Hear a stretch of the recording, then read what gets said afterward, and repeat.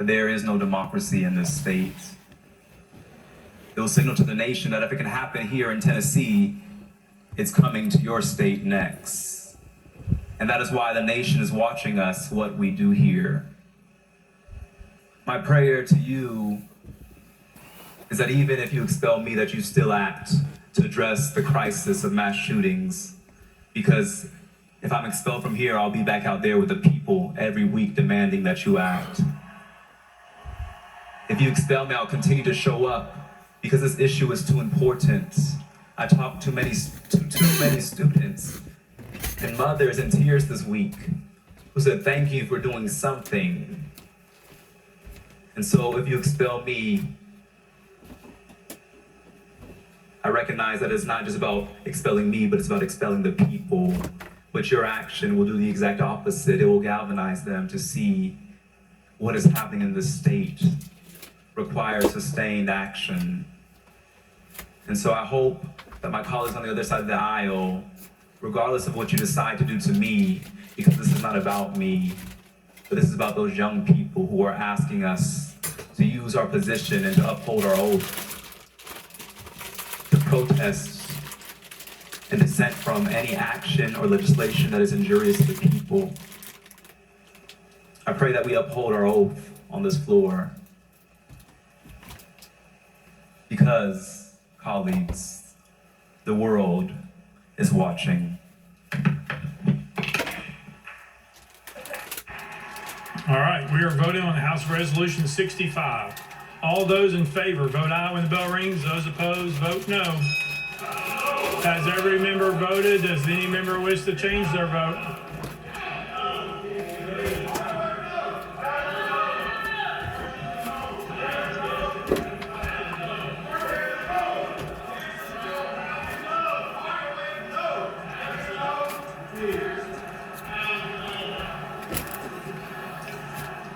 We are watching this I can't vote even believe to they're voting expel on this. Representative Justin Jones Mr. Clerk. from the Tennessee Take the vote. Legislature for his participation. Aye, 72, Let's 25 listen. days. Having received the concurrence of 2/3 of the members to which the House is entitled under Constitution of the State of Tennessee, House Resolution 65 is hereby adopted without objection and motion to reconsider is tabled.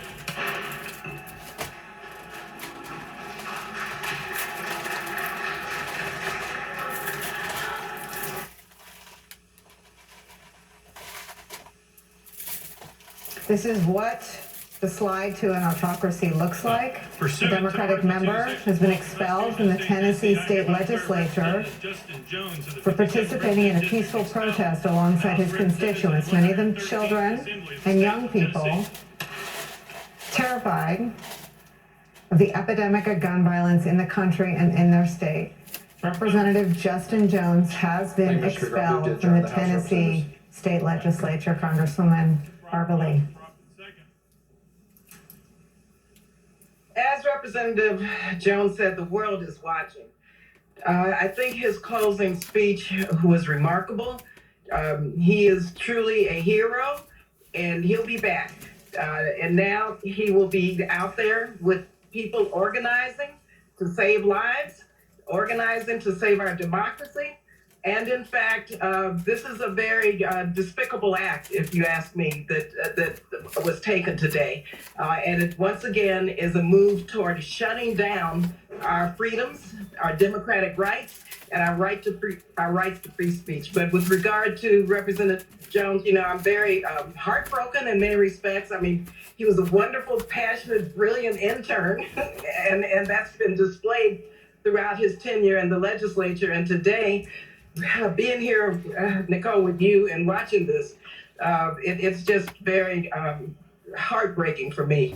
But also, it gives me hope now, seeing so many people and also lifting up Justin, where the world now understands the brilliance of so many young people in this country who are fighting for our democracy and who are fighting to make sure that lives are saved and who are fighting for gun safety rules and laws and who are fighting for inclusion and representation, democracy, and making sure that this country lives up to its creed of liberty and justice for all. Keep the fighter, as the other two are, And so today is a very dismal, dark day, but let me tell you, and still we rise. And so thank you for giving me a chance to be with you, but just know that it's very emotional for me. I listen, it's an emotional thing to watch, and I'm sorry to our viewers that we got to his closing speech a couple minutes late. What we heard is remarkable. He's obviously a student of the history of these movements. Almost an echo of, I may not be here to see it, but the world is watching. These young people will be galvanized, talking about the future of our country and the skin they know they have in the game. And we now have Maxwell Frost. I want Homeland Security in Nashville, Tennessee field office, as well as that one in Memphis. I think they got one in Knoxville. I hope that they take note of this very, very carefully. I hope that there are certain people over in Kenton, Tennessee, take note of this. And I hope that there's a lot of people right here in Weakley County, Tennessee, as well as Western Kentucky, as well as Oklahoma, take notice of this. Because this speaks volumes about that body that is willing to punish these individuals for voicing their opinion about all the damn gun violence that has riddled so many lives, not just physically, but emotionally too. It has set a pattern that has basically destroyed our great nation.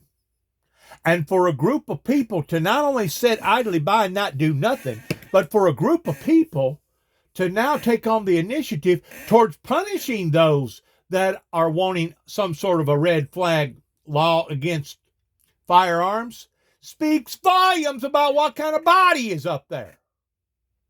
What's more, it was these people in 1988 that made the decision. Well, we're only going to promote end time biblical Bible prophecy, but we're not going to actually support it. So this is proof in the pudding towards not only about the gun laws that, as far as I'm concerned, has been absolutely insane in watching all this occur, but this also is proof in the pudding about how that a group of people, I have been protested against, I have been stopped, I have been ridiculed, I have been judged, I have been persecuted, I have been demonized, and I have been dehumanized. I don't know if anybody can register that. Dehumanizing somebody is the same thing as treating them like a horse or a pig or a cow or a jackass. You're treating them in a worser state than you would an actual animal. That's what dehumanizing means. Well, I've had to go through this again and again and again for the past 30 plus years because of what I was promoting peace and love and grace and forgiveness and the things that the King James Version Bible teaches. But I was degraded. I was dehumanized because of it. So whenever I make the statement that I make, that hurts me to make it, it really does. I find no glory in making this kind of a statement that it couldn't have happened to a better group of people. I really do mean that. Because these are the people that has dug a hole for not only themselves, but for the younger generation too as well. And until somebody awakens these people that are basically the old money with the old way of thinking, with the old this and the old that, we're going to be stuck in these problem unsolved issues probably for eternity.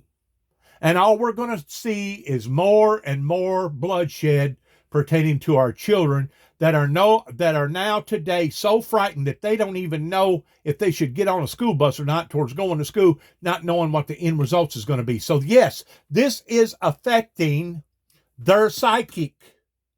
It's affecting their psychological profile whenever it comes to them having confidence in the government, having confidence in their state government, and having confidence in their county, local government, pertaining to them feeling safe whenever they go to school or go to church. This speaks volumes about what that I have been going up against now for the past 30 plus years of a group of people that was talking out of both sides of their mouth during Ronald Reagan's administration, that said that they was promoting peace, that said that they believed in the same things that I believe pertaining to the King James and the Lord Jesus Christ, but their actions proved elsewise. And whenever it comes to the blame, these people will stand in front of God Almighty during the great white throne judgment, and they will be asked a very, very, very serious question. And if they do not have very sensible, serious answers to the questions, I'm pretty sure those that have deceived themselves by thinking that they're going to enter into the pearly gates, I'm pretty sure that God's going to look at them and say, why don't you depart from me, you disgusting, insensible, cruel, indifferent human being that really and truly God probably finds more pleasure in a cow or a horse or even a jackass than he does some of them people that's up there in that body right now.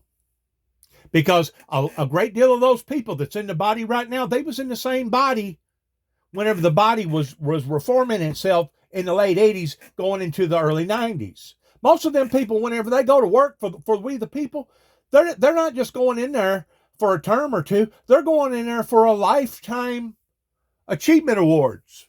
They're going in there for basically to go in there and sit and prop and become stagnated to the point that now we don't get nothing done. And whenever it comes to the safety issues, I don't think that it should even be debatable. It is absolutely disgraceful that this has come to this. And what tops it off is what that they've just voted towards doing.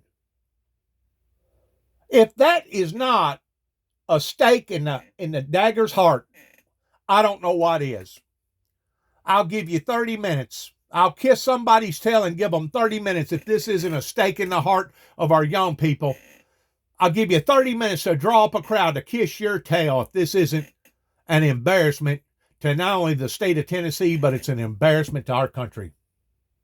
Once more, you keep in mind, these yahoos down here are basically the ones that fumigated towards killing Martin Luther King. These yahoos down here are the very ones that fumigated towards killing Buford Pusser, pretending to walk tall. These yahoos down here are the very people that didn't want to support the Windmill Ministries missions, even though the ministry missions always supported love and grace and forgiveness and mercy and peace and utopia. They don't want peace. So whenever they get on international TV and they talk about the peace of Israel or the peace of the Middle East, or they talk about this or they talk about that in a peaceful type setting, they are full of crap.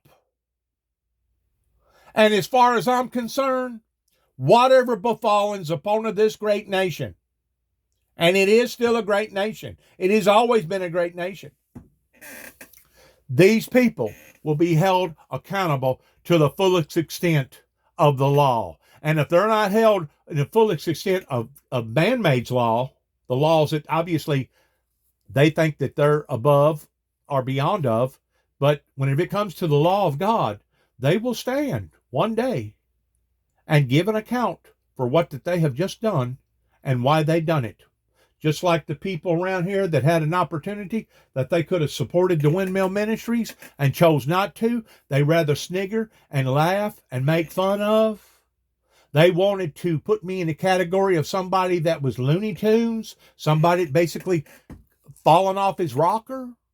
And then once they realized that that wasn't going to work after 9/11, then they started coming after me towards trying to make me out to be a homegrown terrorist. So it's obvious towards who's in power here in the United States. And it used to be just the other way around. It used to be that godly people was the people that was in power. And to think that I had to stand in front of a judge, a federal judge in Paducah, Kentucky, and give an account towards wanting to eradicate the acts of evil pertaining to rapes, murders, incest, and all the above, to think that I was ordered by the courts to go and get an examination, and then 2 years later ordered again by the same people from LBL, is a disgrace to this country. It's a disgrace. In the meantime, they're picking up body bags. They're getting more body bags. And it doesn't matter who's in the body bags. It doesn't matter if it's old people, young people.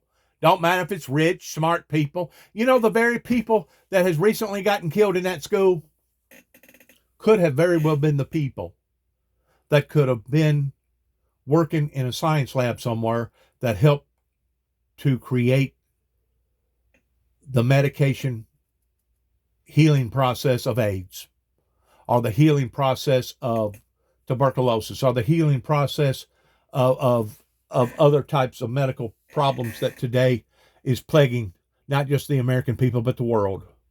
So whenever somebody's life gets taken that way, it's more in factor other than somebody has died. You got to look at the full perspective of what could have that individual, what could have they achieved, what type of asset would they have been towards not just the glory of God, but what type of asset could have they have been to the human race. And who knows what we just lost whenever we lost them 6 individuals, especially the 3 little ones. The innocent lives that was struggling for life, that basically had to sacrifice their life for this type of idiocy. And that's exactly what it is. It's idiocy. And it's the very same plaguing attributes that David Crockett had to deal with, me being raised up in this area, towards Davy Crockett having to look at his citizens and say, you know what?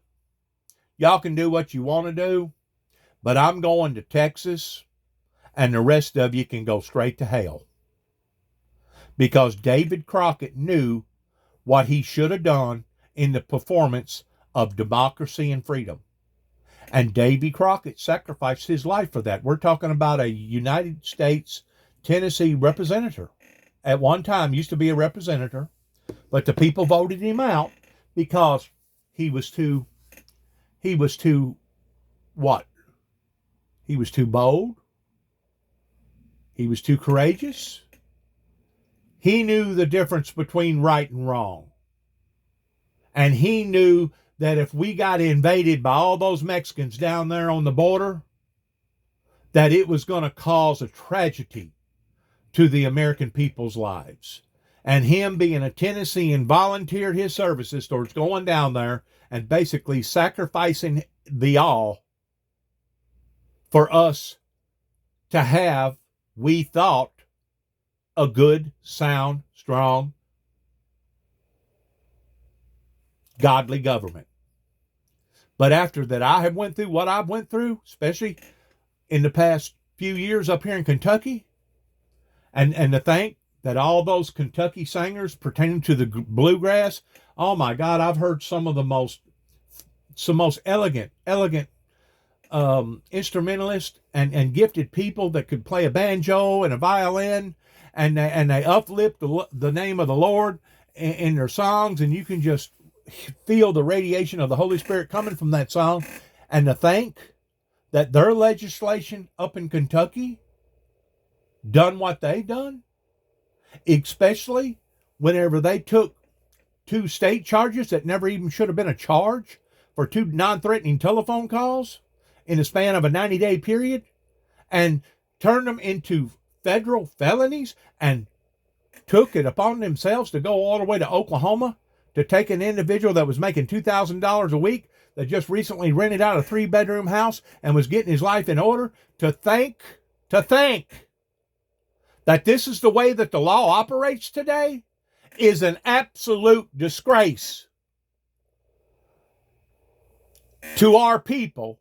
That proves once more that the State of the Union is broke and it has failed the American people.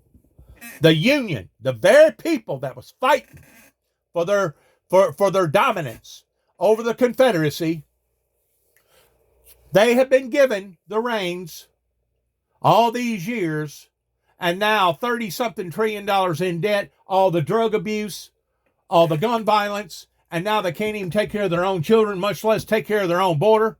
This, my friends, is proof in the pudding.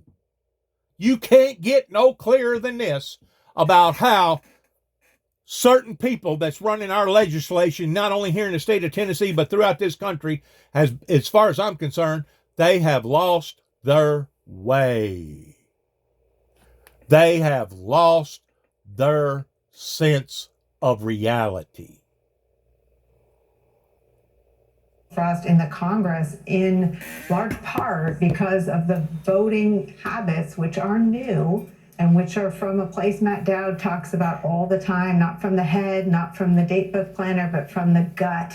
Young people in America feel in their gut that something has gone bad, something has broken bad in our country, in our politics, in the Republican Party especially, to be a dam against progress on gun safety. It's a disgrace. 85% of Americans would like to see, Matt Dowd. Yeah, I have to say, I'm glad you brought that up. And I mean, I'm not as connected to it as the Congresswoman is, but as I watched that vote take place, it hit me in the gut. I actually thought there would be enough Republicans to say, yeah, we can't do this. This isn't what you do in a democracy. It's an embarrassment. You don't expel people for peacefully protesting, and a legislative leader in Tennessee to do that. It is. It's an embarrassment, just like whenever I was up in Waverly after my brother died. And I went into a merchant store that sold emergency supplies to doomsday preppers. Doomsday preppers now. We're talking about people that's supposed to be on top of the game in selling supplies because people either believing that the sky is going to fall or our government's fixing to fold, which this is more proof of that. But they get on the telephone and call this one and call that one, and the next thing you know, because I done already went through that hullabaloo with my brother over some stalking charges because my brother and I was concerned about 3 little children across the road over here, to think that that probation officer and her boss, her supervisor, and another deputy come out here to purposely tell me that we're ordering for you to go immediately and go to a psychiatric doctor. She said, I don't know what you said or how you said it, but whatever you said or done tripped the trigger to the point that we have been ordered to come down here, according to my probation officer at the time and her supervisor, to make sure that I understood that if I did not go to a psychiatric doctor within the next 48 hours, I think is what they told me, and if I don't get validated towards still being able to be out here into the eyes of the open people, towards getting it cleared through a doctor, she said it will be looked upon as an act of probation violation, and you will be rearrested, and you will stand back in front of the judge again. Now, this was in I'm thinking it was 2018. Like I said, my brother had already passed in 2017. It may have been 2017 whenever this occurred. I don't know. But at this time, I was fighting tooth and nail towards trying to hang on to what little bit that we had here at 430 Beech Grove Road or 291 Thompson Road. And to think that society has turned out to be so ugly pertaining to our legislation that has led us down this road of doom and gloom, and to think that they was willing to do what they done out here in Weakley County over my brother and I contacting the Child Abuse Center in downtown Nashville and contacting the Child Abuse Center right here in Dresden, Tennessee, and to think that Tommy Thomas and Mike Wilson and Tommy Moore and Judge Pence and all the rest of these people, including Johnson, that stood on their tippy toes now in thinking that they had captured a big whale whenever they wound up coming after Dennis James Jackson, known as Jewbee. I hope that all this backfires in their face, and I hope every one of them loses their freaking jobs, and I hope that they wind up on the streets being beggars. Or better than that, maybe they'll go to jail because they couldn't pay for their bills because now they no longer have any type of income. I have never in my life seen anything so disgraceful in what has occurred for the past few years since 9/11, especially whenever certain people in Weakley County was trying to trip me up and trying to make me out to be the same thing as a Bin Laden or a Timothy McVeigh. They was dead set that they wanted to disable me. They wanted to take me completely out of the eyes of the general public so that I would no longer have any type of influence whatsoever, knowing good and well that I had never so much as even drawed a fist, much less drawed blood. They have no case pertaining to violence and hostility. I never did threaten the president. I never have threatened to blow up a dam. I never did threaten the people in Oklahoma over in a memorial site that had already been blown up in 1995. All these are malicious lies to try to destroy my purpose. So you have to ask the question, and I think it's a logical question. If they have done me this way, somebody that has stood up for the Lord Jesus Christ for the past 30 some odd years, since 1989, I've been out in the eyes of the general public. If they have done me this way, how many other people have they done this way? How many other children are they going to let die at their own illegitimacies pertaining to their delinquency and fulfilling their duties? As far as I'm concerned, they all need to go home and they need to hang their heads very, very low. Because I promise you, if all these occurrences was happening back during the time that Davy Crockett was living, before the Civil War, we would not be going through what we're going through right now, my friends. They would have put a stop to it, one way or the other. That group of people living in the early 1800s would have seen to it that all this would have stopped in one form or fashion or another, rather than letting it fester and grow and grow and grow and get worse and worse and worse. And that's what type of leadership that it's going to take today, is for somebody to have enough backbone to say, you know what? I'm going to be the lynchman. I'm going to be the lynchman, and we're going to do it legally. And if anybody says anything about it, they can wind up getting the same type of punishment that whoever that we're trying to punish that way for. Because we, the people, have allowed for this to occur. It's going to take we, the people, to stop it from occurring. It's going to take we, the people, in voting these people out of office and laughing at them and mocking them and shaming them, to ever get the will of the people in favor of stopping this maliciousness going on. And that's exactly what it is. It's maliciousness. I mean, it's one thing if it happens once. It's one thing if it happens twice. And, you know, maybe even out of idiocy, okay, it happened a third time. But my God, it's happening every day. We're having a mass shooting every day. And them people just got through punishing the people that's standing up against gun legislation. Now you add that up towards what's going on.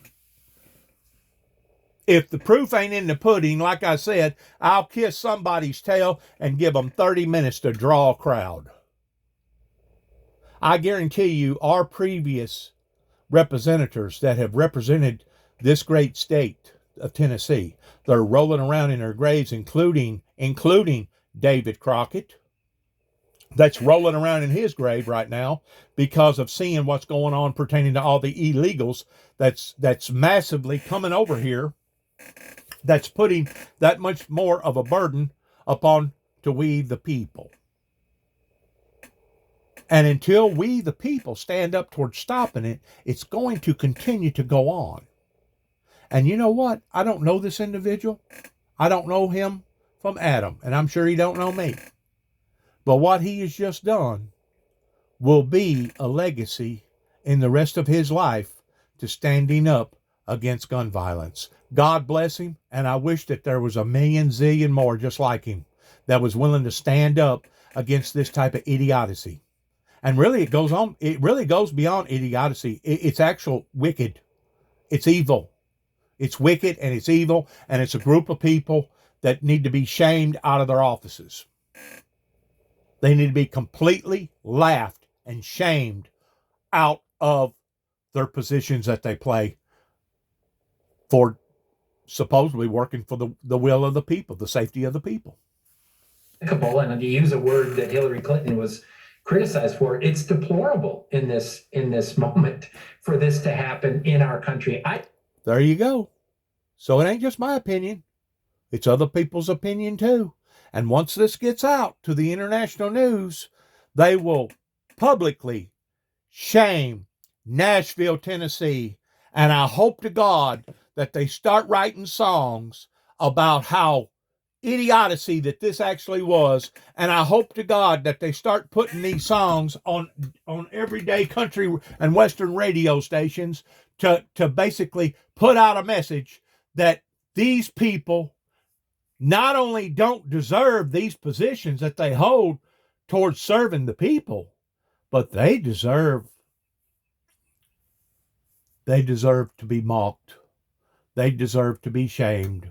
And they deserve to be put in their place. Because I guarantee you, if this was to be going on right now over in places like France or Paris or somewhere other in the UK, their legislation would stand up and they would literally mock and laugh them out of office.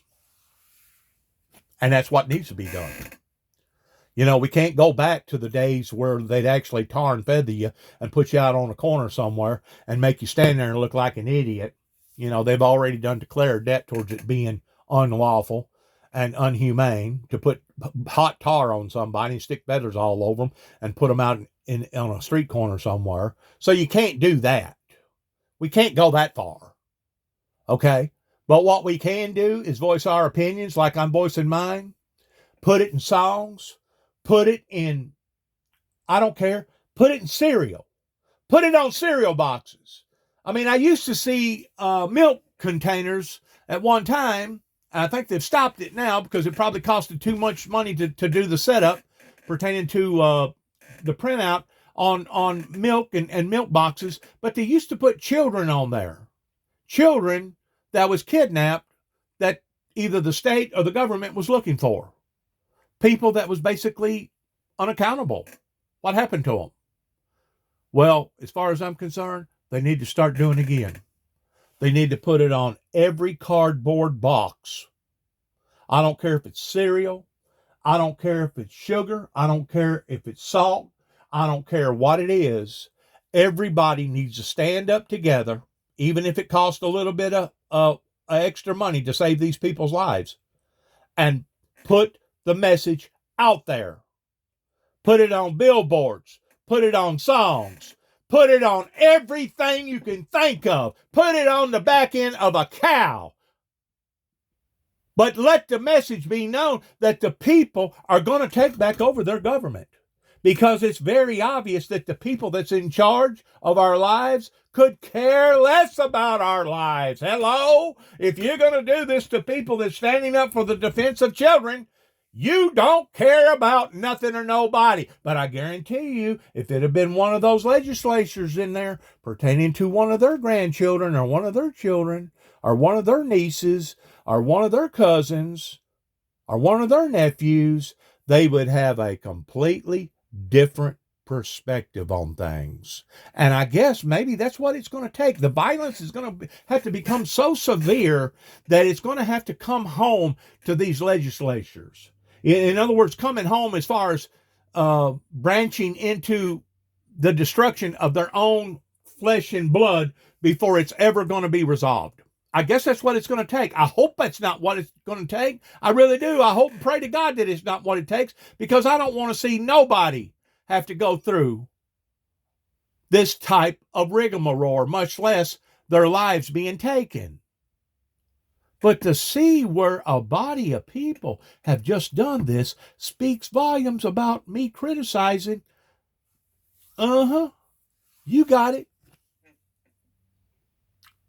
I did not expect us to be in this year of 2023 in a fight, in all the fights that we've had in our country since the very beginning, to expand democracy and to make it representative, to watch this happen in a state, with a town of Nashville and other places that all of us know and think is great. It kicked me in the gut to watch this. And every time I think it's gotten bad, this is a step towards even worse. And this isn't Donald Trump. We're not talking about Donald Trump. This isn't Donald Trump. This is the Republican Party. This is who they are. Right. Charlie Sykes, I want to really languish in this moment for a minute of what we just heard from this young, brilliant politician. Representative Justin Jones has just, after 4:30 p.m. in the East, been expelled from the Tennessee State Legislature for participating in a peaceful protest with his constituents and other young people in the state of Tennessee, days after a mass shooting at an elementary school resulted in the murder of 3 9-year-olds and 3 adults at that school. This is one of those moments, right? We can rack them all off pretty reflexively when they are part of the Trump story. Access Hollywood. Let's listen in. This looks like his walking out to the crowds. Let me listen. Let's all listen to this together.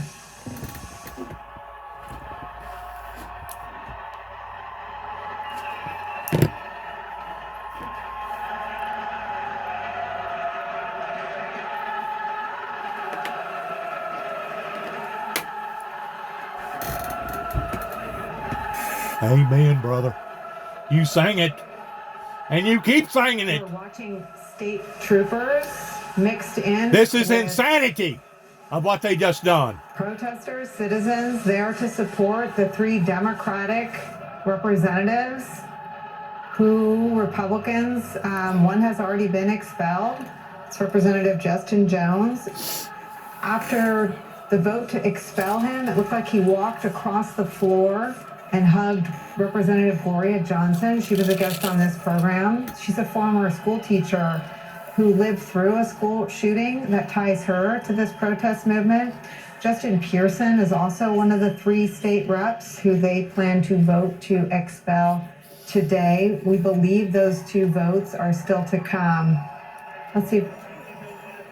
Representative Gloria Johnson's case will be heard next. She will make her own case.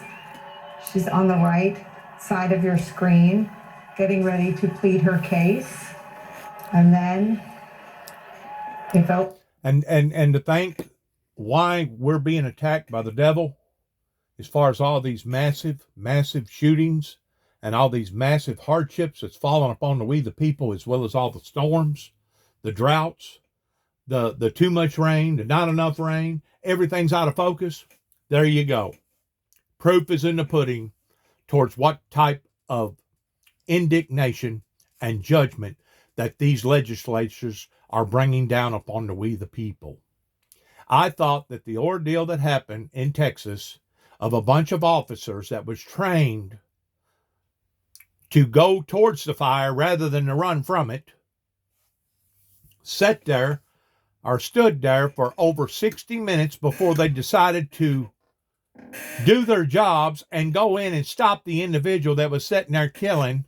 God only knows how many lives that could have been saved if they would have just done their jobs. I thought that was bad. I really did. I thought that was the cream of the crop. I said to myself, you know what? It really can't get no lower than that. But this is proven that what I said a year or so ago, whenever all that occurred, this is proven that even what that was, which was the lowest of the low, this is even lower. This is even lower.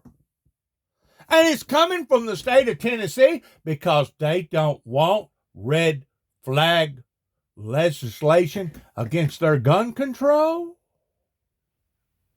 What the hell is all this about? Is the state of Tennessee, including our legislation, are they the ones that's actually formulating another civil war? I tend to wonder. You know, they claim that they're law protectors, but they're scared to death. They claim that they have the same faith and religion as I do towards believing that after this life it's supposed to be a better life, but yet no, none of them's willing to die. You know, everybody wants to go to heaven, but don't nobody want to die to get there. And it's pretty obvious that they're so daggum hypocritical and two-faced about the things that they've been preaching and talking about now all these years, leaning on the courageousness of others that has happened in the past, going back into the Davy Crockett era, that now proves just the very opposite.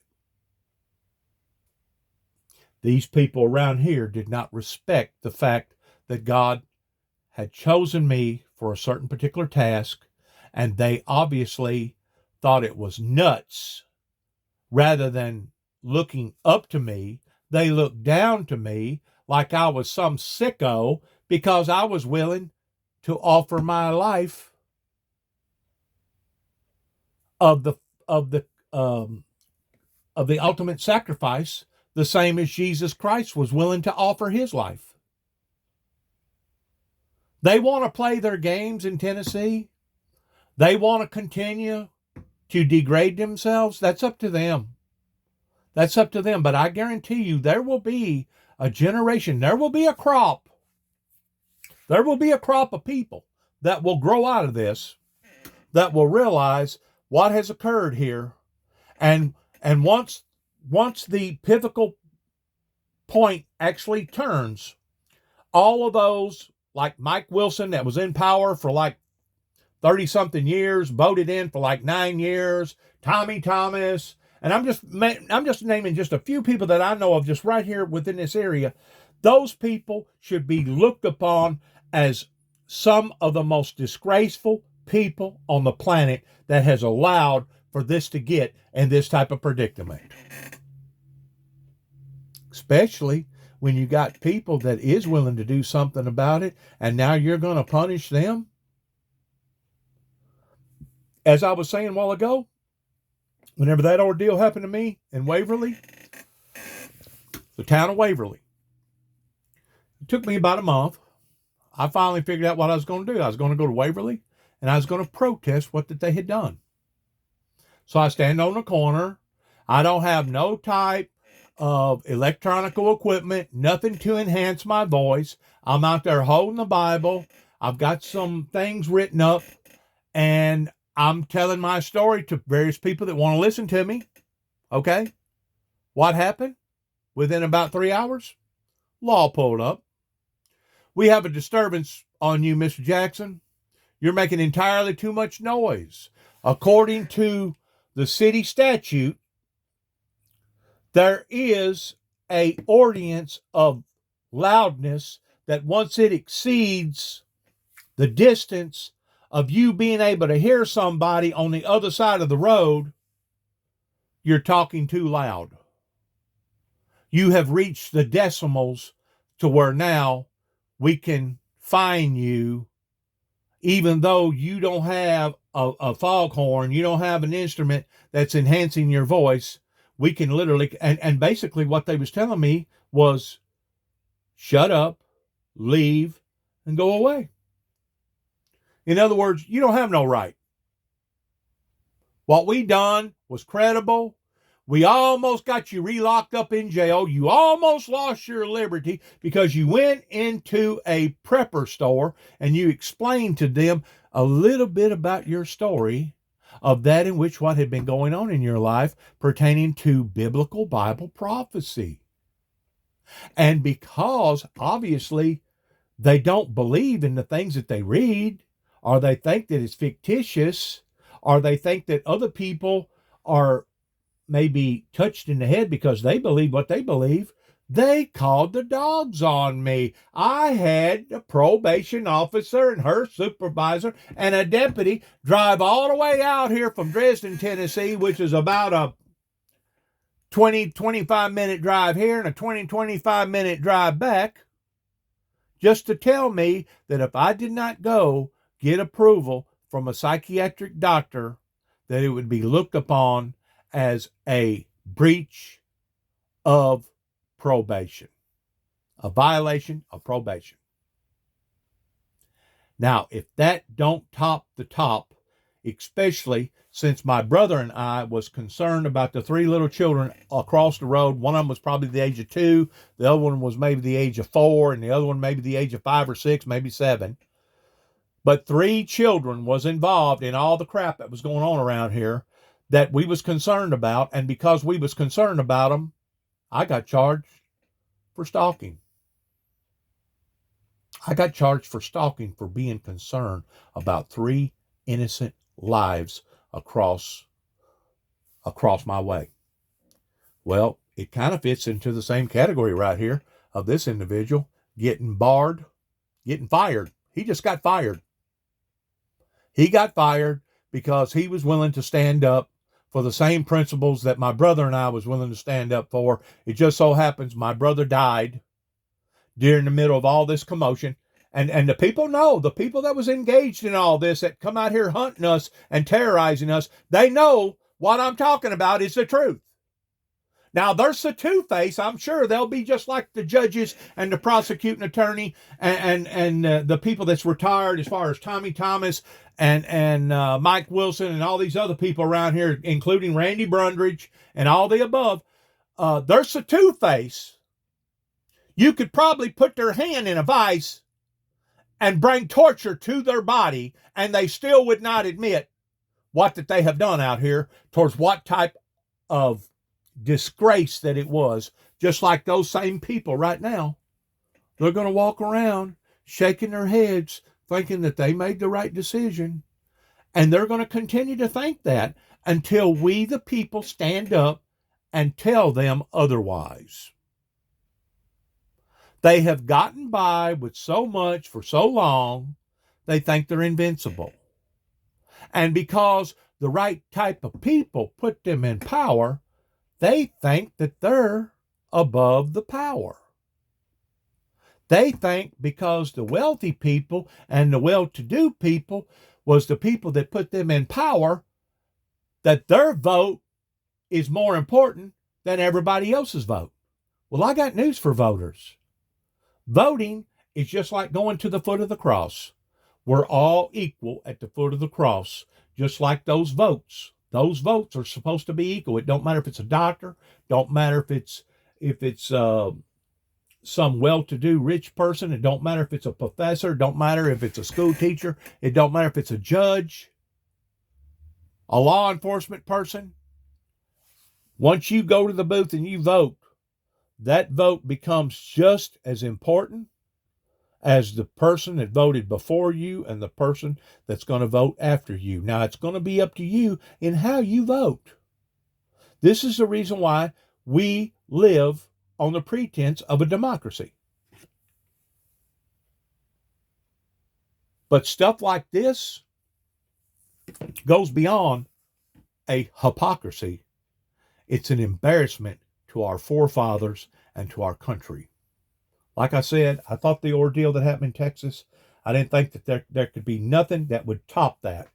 But today, me being a red-blooded Tennessean since 1966 or 67, since my parents, I can't control where my mother had me at, but I have always maintained a Tennessee driver's license, a Tennessee whatever, a Tennessee everything. I have never changed my identity from a Tennessean. So I've been a Tennessean now for over 50 years. And if that don't account me as me being a Southerner, once more, I'll kiss your tail and give you 30 minutes to draw up a crowd before I kiss it. But according to the standards that I know of, especially once you get to looking at my mother and my father, where they was born, where they was raised, where their fathers and mothers was raised, where their mothers and fathers and fathers and mothers was raised, going all the way back to the early 1800s, I think I'm pretty well rooted as being a United States Tennessean. And if people don't like that, well then so what? So be it. That just proves how narrow-minded that the people around here that's degraded me all my life for one reason or the other. I guarantee you there's just so many people around here that's degraded me because I wasn't born in Union City or Martin or in some other little local rinky-dink town around here. And the reason why I say it's rinky-dink, because it used to not be rinky-dink. But now because of our politicians, it's caused all our jobs to move out and to go south. These little towns that used to be steady, used to be strong, and used to be able to pay for new sidewalks, could pay for new Christmas stuff to hang on the trees and to do certain things for the city, can't do that no more. You know why? Because everybody is either drawing disability or they've retired or they've moved out of the area because there's nothing else left there for them to stay there for. Which it really couldn't have happened to a better group of people, because now you got all them grandparents. You got parents and grandparents that now has to see their children move away and their grandchildren move away. Because why? Because they have failed the future of this great nation. And in order for their children to live a decent life, or their grandchildren to live a decent life, they basically are forced to have to go from here to maybe Birmingham or maybe to another big city somewhere. So that means that they're not going to be able to stay in touch with their granddaughters and their grandchildren and their great-grandchildren and their great-grandchildren. You know what? You brought it upon yourselves. You brought it upon yourselves, and like I've said before, not hastily, but regrettably, it could not have happened to a better group of people pertaining to the baby boomers and the Woodstock stalkers. You must have done entirely too much acid growing up, or too much microdot, or too much window pane, or too much of something for a group of people to have turned out to have been this sorry. As my grandfather used to say, it's sorrier than whale shit. And I don't think you're going to get much any sorrier than that. A vote will be had whether to expel her. Charlie? Well, these scenes and these sounds are more eloquent than anything that I can say, but all Republicans have done is to turn that young man into a political superstar. He is going to be bigger and more powerful than ever before. And they ought to have understood that, but they have unleashed something that they can't control anymore. And again, he was so powerful and he was so eloquent in his statement. And now he's going to have a national and international platform because of their anti-democratic vindictiveness. So a star has been born, and the Republicans have no one to blame but themselves. Amen. I think that's right. And I think what I started to say in response to Matt, Charlie, was that there are these moments in the Trump story that were real turning points for the country, after which there was no turning back. Access Hollywood, good people on both sides. There are now moments in this new Republican Party, and the Supreme Court, frankly, is part of that story in America, too. A backlash against overturning a right in this country for 5 decades in the Dobbs decision. A backlash, we believe, after these anti-democratic moves become the organizing principle, whether by reflex or by strategy. Matt and I can continue to debate that in the days and weeks to come. Priscilla is still there on the ground at the State House covering this. Priscilla, what can you tell us about what happened among the crowd when Justin Jones... I hope all these people that's obviously NRA fans,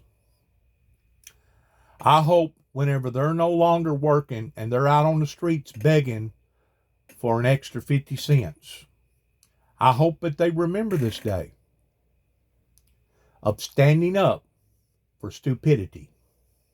I really do.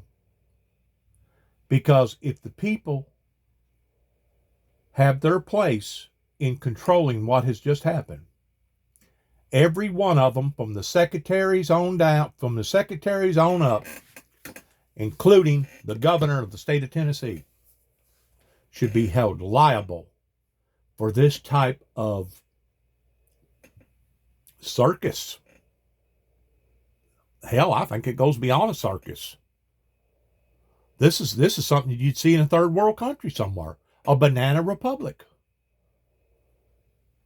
I hope that those NRA gun-toting carriers take this all the way to their personal cemeteries. Don't wish for no harm or hurt to come up on none of them. But what I do wish is that they be punished embarrassingly before we the people in regards to what is happening right here. It's a sad day.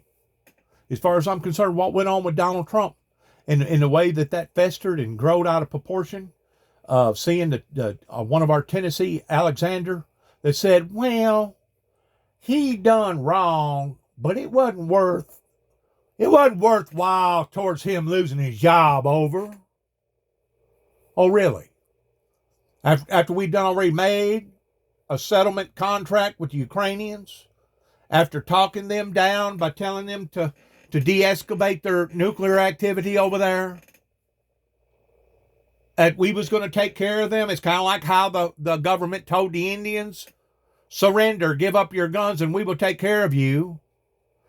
But according to Donald Trump, the only way that we was going to take care of them was under Donald Trump's guidelines and under Donald Trump's will and way. Well, that wasn't the agreement. The agreement was we was going to take care of the Ukrainians, and we wasn't going to haggle about it. We wasn't going to debate it. We wasn't going to try to blackmail people over it. We was going to do what we said that we was going to do. So in essence, since the invasion of Russia to the Ukrainians, since that had occurred, if America did not stand with the Ukrainians during the time that they was getting slaughtered, we sure enough wouldn't have been nothing more than a laughingstock to the world.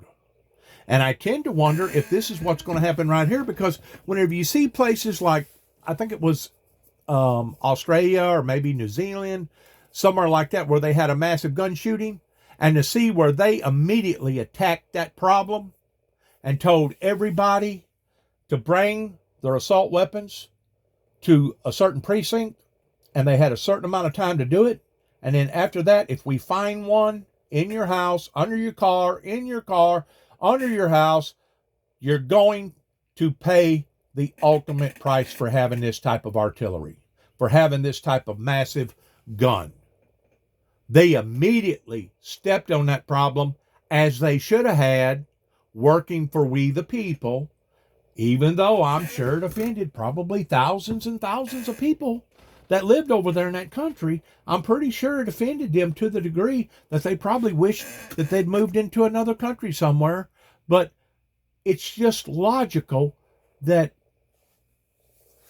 it works on the same differences that, what if we all of a sudden took all the restrictions away from airplane pilots, and we just started grabbing up people off the streets and saying, hey, you need a job? Come on over here. I'll give you a job. I want you to fly this 747. It's got 542 passengers in it. Take off, leave. We're going to give you this amount of money and go with it, buddy. Do you really think that would be a successful motivation in the aviation industry? That would be total freaking chaos. You would cause ain't no telling how many freaking deaths if we was to do that. Well, it's the same thing. I mean, let's say that we started doing this. Let's say we backed the laws up and we started telling children at the age of 8, hey, by the time you get 10, We don't care. We don't care what kind of automobile it is. It could be a Road Runner. Once you get 10 years old, you go and take the test. You got good hearing, good eyes. You pass the test, you can get your driver's license, you can get out there on the road and start driving. Do you have any idea what type of chaotic situation that would be if we done that? It's the same thing by putting these type of artillery guns in these type of people. And I'm sure there's going to be people locally around here that's probably going to degrade me for me saying what I'm saying, in which that's all right. That's okay. I ain't never seen them stand with me to begin with. They've never given me a penny pertaining to the Windmill Ministries. So really and truly, do I have anything to lose? And if they come and kill me, thank God for it, because I'll be in a better place. Who wants to live in this type of hell? Who wants to live where you see innocent children being slain and our law enforcement legislator can't stop it or won't stop it? Who wants to live in a place like this? I don't. I don't wish for my death to be enhanced, but at the same time, I don't fear dying, especially if it comes to me standing up for the right principles. These people aren't standing up for the right principles that's working in legislation, but those three individuals are, and you can see by the emotions from that state trooper right there, holding his head down and basically holding his hand over his eyes right there. He's probably thinking to himself, my God, my God, my God, where have we gone as a state? Where have we gone as a nation? Where have we gone as a people that can no longer operate and run our own affairs? And to think that we're going to tell some other country, some other group of people, how they need to run their affairs? Whenever we can't even run our own? What does the Bible say about that? It says to get the beam out of your own eye, for you worry about your brother's mote in his or her eye. In other words, you need to clean your own doorstep. Clean your own porch out first before you start telling other people how to clean theirs. Because once more, if you're telling people what they should do based upon what you're telling them versus what you're doing, that automatically puts you in the category of being, what did Jesus call them? Hypocrites. Hypocrites. In other words, if I had a drinking problem, and I know that I got a drinking problem, what business do I have towards judging somebody else that's got a drinking problem, towards telling them that they need to do something about their drinking problem, whenever I can't even control my own drinking problem? That's where we are as a nation. And it's really extreme, it's sad, and I never thought that we would have seen this type of disgrace, especially in the past few years since COVID has hit. It seemed like everything since pre-COVID, since COVID has hit, has went just absolutely out the freaking moon. It's went up to the moon. And I never would have thought that I would have seen legislators do what they just done. But you know what?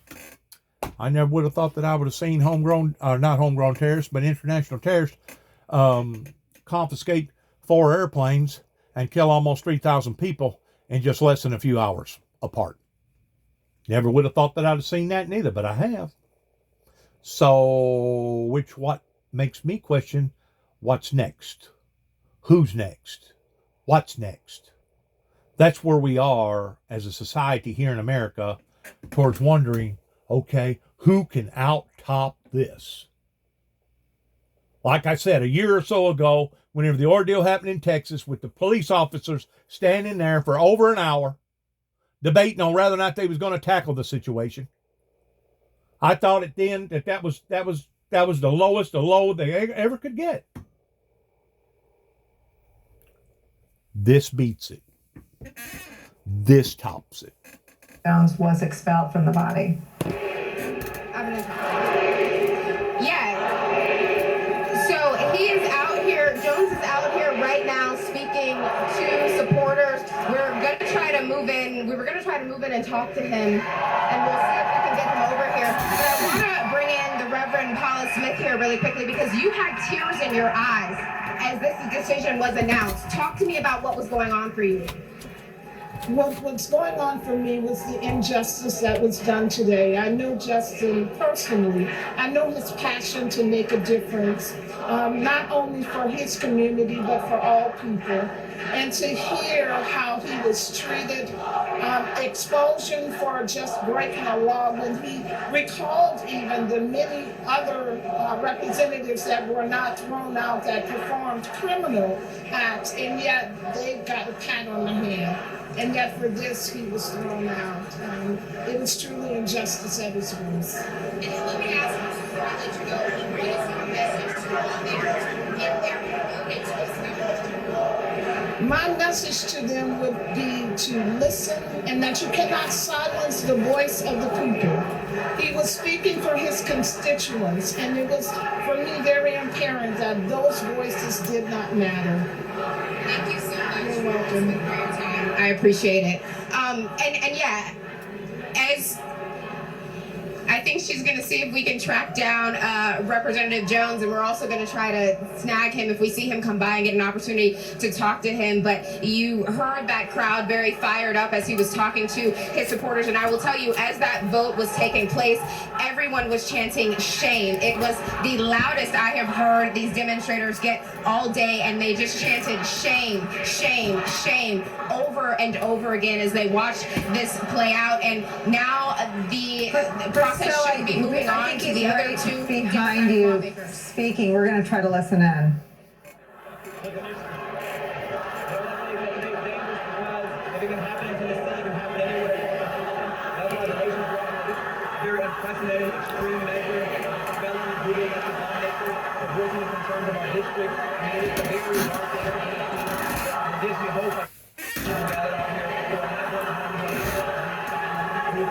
I'm getting. We're having a hard time picking this up. Priscilla was talking to us, and so wasn't positioned to put her microphone in front of Representative Jones. We're going to work on that for you. And to think that I lived up there for about a year in 2005 in Davidson County, that become a Davidson County resident, okay? And then I go over to Knoxville a few years later. Some, I don't know, kook, I guess, supposed to have been a rabbi from one of their synagogues, or somebody from a Hebrew church or something, supposedly put out a warrant for my arrest. That's whenever they nabbed me up in Knoxville and drove me back to Nashville, and I stand in front of a judge on 2 different occasions while being locked up now. Had to stay in jail for almost 2 weeks. Me once more making good money. And once they pulled the deal towards going to court the second time, nobody stood in honor of the warrant. So by Tennessee law, they had to throw it out. But they didn't throw my warrant out.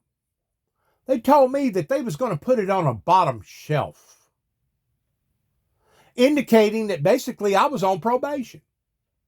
And if I so much as done one thing, even jaywalking, that they was going to combine that charge along with the charge that they had on the shelf and then stick it to me. Now, if that is not back alley legislation in how that laws are not supposed to be handled, because something like that is supposed to be thrown out immediately after the second time. But no, they wanted to hold my feet to the fire.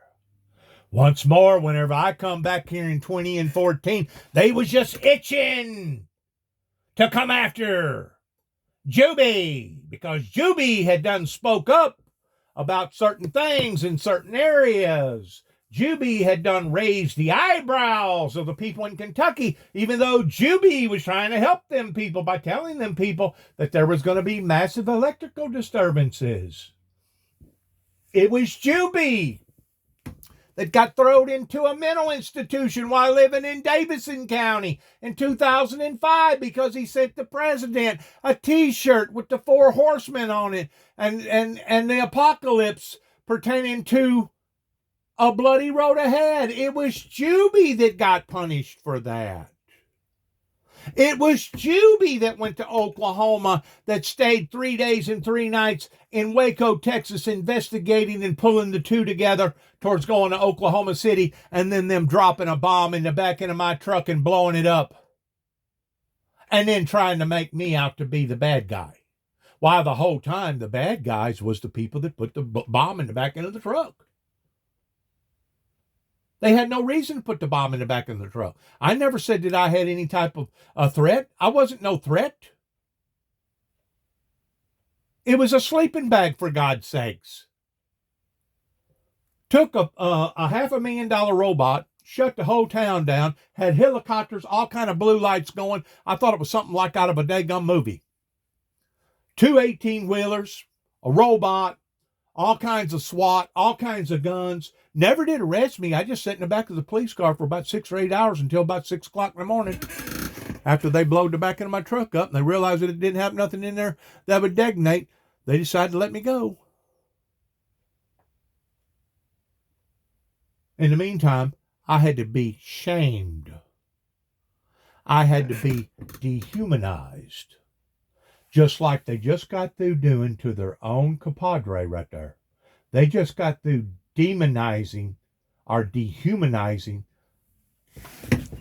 that guy that was part of their body, part of their legislation body. They just got through dehumanizing this individual, and I hope to God that they just got through making him out to be an international star. I hope to God that he gets all kinds of telephone calls and he gets all kinds of opportunities towards walking up the ladder and basically smearing that body that he was under right there, smearing every one of them to the point of making a laughing stock out of them and forcing them to resign. And then after they resign, I hope that nobody hires them, and I hope they have to go on some sort of a begging spree towards just to be able to stay alive, to be able to beg him for a dime. Now, they think that they're invincible because they got deep pockets. Oh, yeah. They got strong bank accounts. But I got news for them. Money is not everything. Kind of like what went on during the movie called The Pale Rider. If we're going to sell our dignity out this time for X amount of dollars, how much are we going to be willing to sell it out again the next time that somebody offers us some more money to do the wrong thing? There comes a time that money, that certain obstacles and certain priorities goes above and beyond money. And I hope that everybody in that legislation floor today, bleeding all the way down to all the counties in the state of Tennessee, including the very people that I've had a conflict with since I've come back here in 2014. I hope it now slaps them all in the face in realizing what type of idiots that they have been for letting this go on for this length of time. They want to stand under the umbrella of proudness, of courageousness towards, oh, we're the greatest state in the union. We're the volunteer state. We stand in behind Davy Crockett towards him being the king of the wild frontier. Yeah, that was his reputation. That ain't got nothing to do with everybody else's, especially with how the performance of people are acting today that works in the same representation of our body. Unbelievable. I want to come back to you, Matt Dowd, though. Screaming shame. I mean, these are the moments that pierce through the noise. Actually, let's see if we can listen in. Let me try one more time. I mean, moving forward, this is setting a precedent that any member who voices dissent or opposition can be expelled from the legislative body. This is very unprecedented in Tennessee, and this has never happened in our history. But what the nation is seeing is that we don't have democracy in Tennessee, and that if we don't act, we have some very dark days ahead. And so we have to respond to this with mass movements, nonviolent movements. I'll continue to hold them accountable and demand action, because this is not about me, but this is about trying to silence and expel the movement that we are trying to amplify on the House floor. You said today that this doesn't seem like America to you. This does not seem like America. To expel voices of opposition and dissent is a signal of authoritarianism, and it is very dangerous. It's a banana republic. As the nation watches, that we It's a banana republic. we put this light on Tennessee to say that this should sound the alarm across the nation that we're entering into very dangerous territory. You have two of your colleagues in there who are still going to face questions today. What would you say to them, your other two members of the Tennessee Three? I mean, we're in this together. The three of us at Tennessee Three, we stand together. So I'm going to the balcony to go support them. I can't be on the House floor right now, so I'm going to go to the gallery and stay for the hearing, because we are in this together. And it's so important that we represent, we're multiracial, intergenerational. We represent Memphis, Nashville, Knoxville. We stand united, and the people across the nation are paying attention to what's happening, because this is not the end. But what they did was signal that if we don't act, we will lose our democracy. Our union has led us down this road. They have failed. We, the people. Not only in monetary money, but in A to Z, going down the grocery list. And this is just another black mark against what that they was trying to do against the will of the people.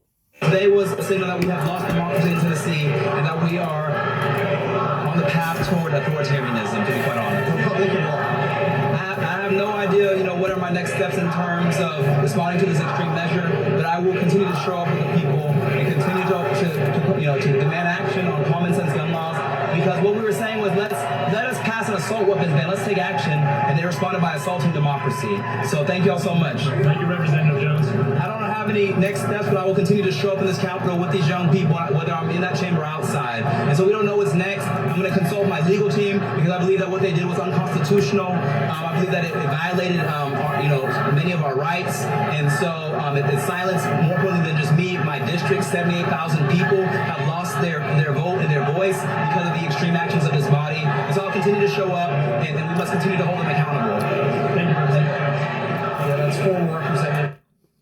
So, I mean, a very central and basic point right there, Matt. His voters have lost their voice today. The anti-democratic actions have direct consequences, and now there are, he said there are tens of thousands of voters in his district who have been disenfranchised in the 4 o'clock hour in the East on this day. They'll demonize you.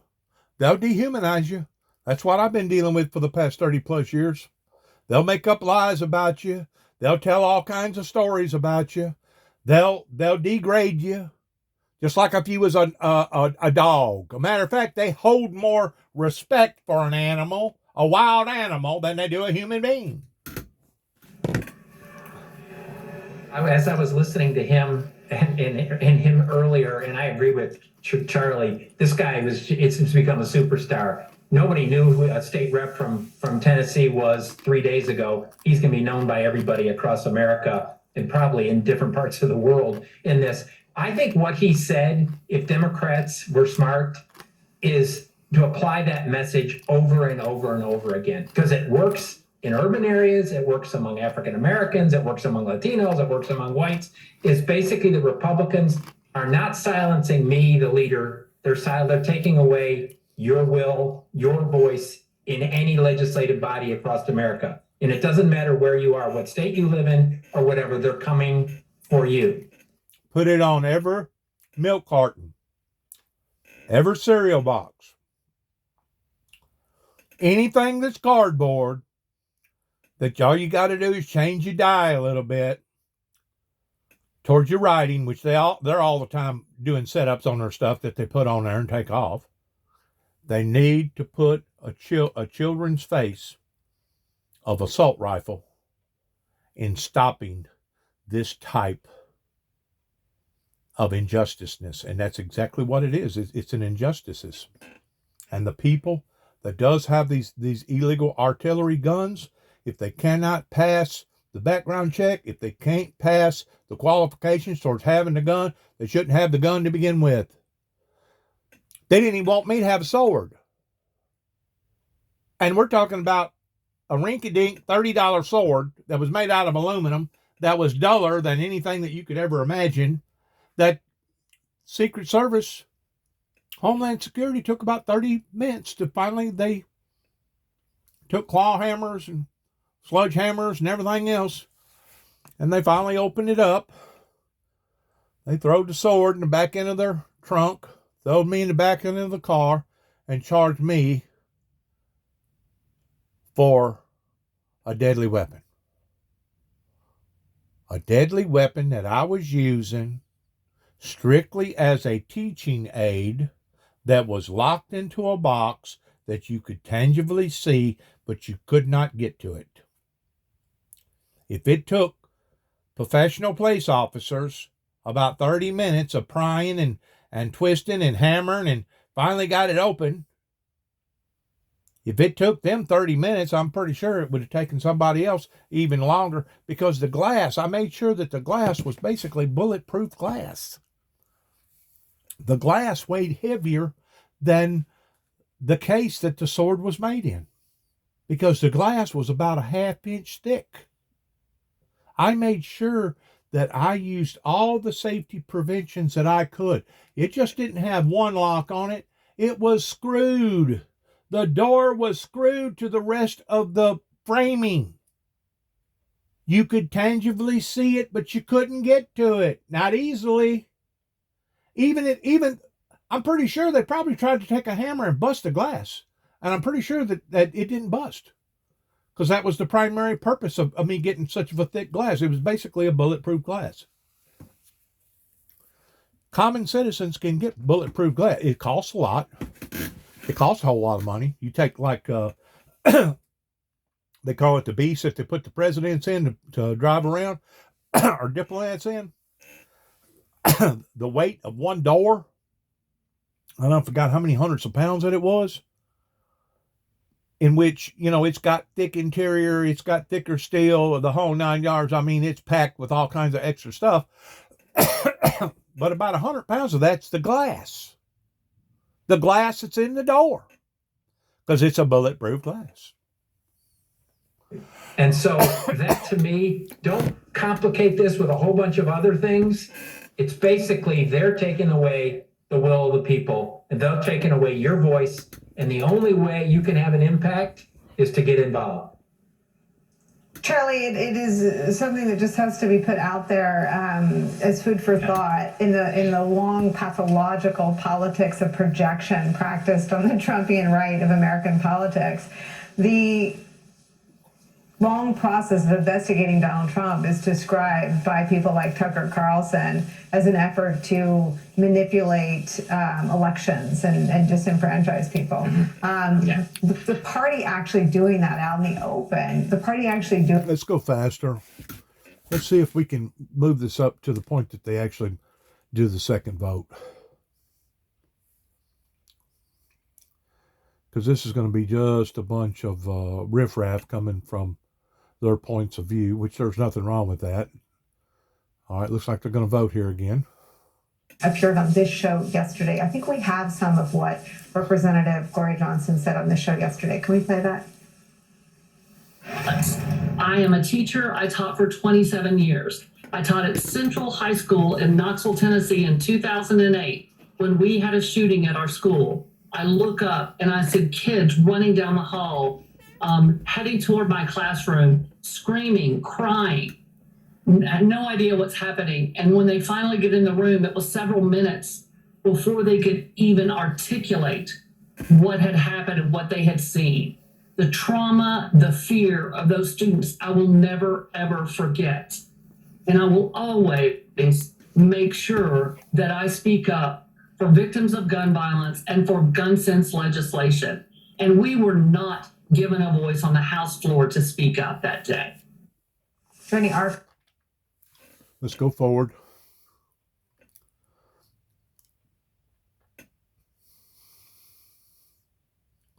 I'm glad I got her.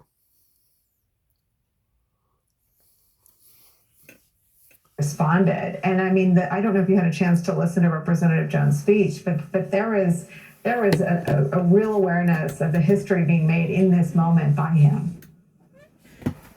Certainly, and we're going to see history made when Gloria Johnson speaks and speaks from her perspective as a public school teacher who's seen all too well the fear of gun violence in the public schools. And that is why she's speaking. That is why she's speaking out. And that is why she's being silenced at this point. I mean, that it's nothing more than the political silencing of those who are offering a message that this majority does not want to hear. Again, on the left side of your screen, you have the shot of her. This is Representative Gloria Johnson. We played some sound from her yesterday. She came on this program and told us that she was told by HR that if she resigned yesterday, she could keep her health insurance. If she did what she's about to do right now, imminently, she would lose her health insurance immediately. And with Melissa's talk of the supermajority Republicans have there, not a ton of suspense in terms of how that vote will. That's a bribe. You gonna tell somebody that? That's a form of a bribe. That's extortion. You just got the extortioning that poor lady and telling her that she could keep her health care insurance if she stood down and didn't make another sound. Just resign, go home. We're gonna let you keep your health care insurance. That is a bribe. Go, but to have her voice heard, to do what she knows is right. She's a survivor of school gun violence. She described what that was like on this program. She's talked about the trauma that those kids and she endured, and that the whole country has endured now by everyone, no matter where you live. If you have a kid in school, that kid participates in active shooter drills on a pretty regular basis. All that these three Democrats did was say, maybe we should do something more than nothing. And this, in Nashville, Tennessee, in April, is the consequences of it. Is the consequences for standing up, doing the proper and right thing. Where have we gone as a nation of people? I'm beyond words, really. I don't think they're going to enjoy. Let's go forward.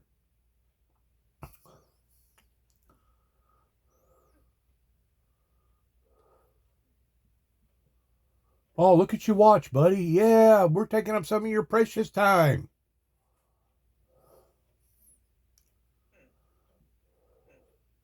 Taking up some of your golf time. Look at what it takes to expel a member, or what it should take. Most of the times that a member of the Tennessee State Legislature have gotten expelled, the last two times in particular, one, the guy committed sexual assault against 22 people. The other committed bribery. We broke a House rule because we're fighting for kids who are dying from gun violence and people in our communities who want to see an end to the proliferation of weaponry in our communities, and that leads to our expulsion. This is not democracy. This is not what it is supposed to look like, and everybody needs to be very afraid and very worried that there are people in positions of power who are using and wielding that power to expel people who are duly elected to their seats. They've been extorted. These people have been extorted. They have been singled out. And now they're being punished or persecuted for trying to do the proper and right thing, which by law,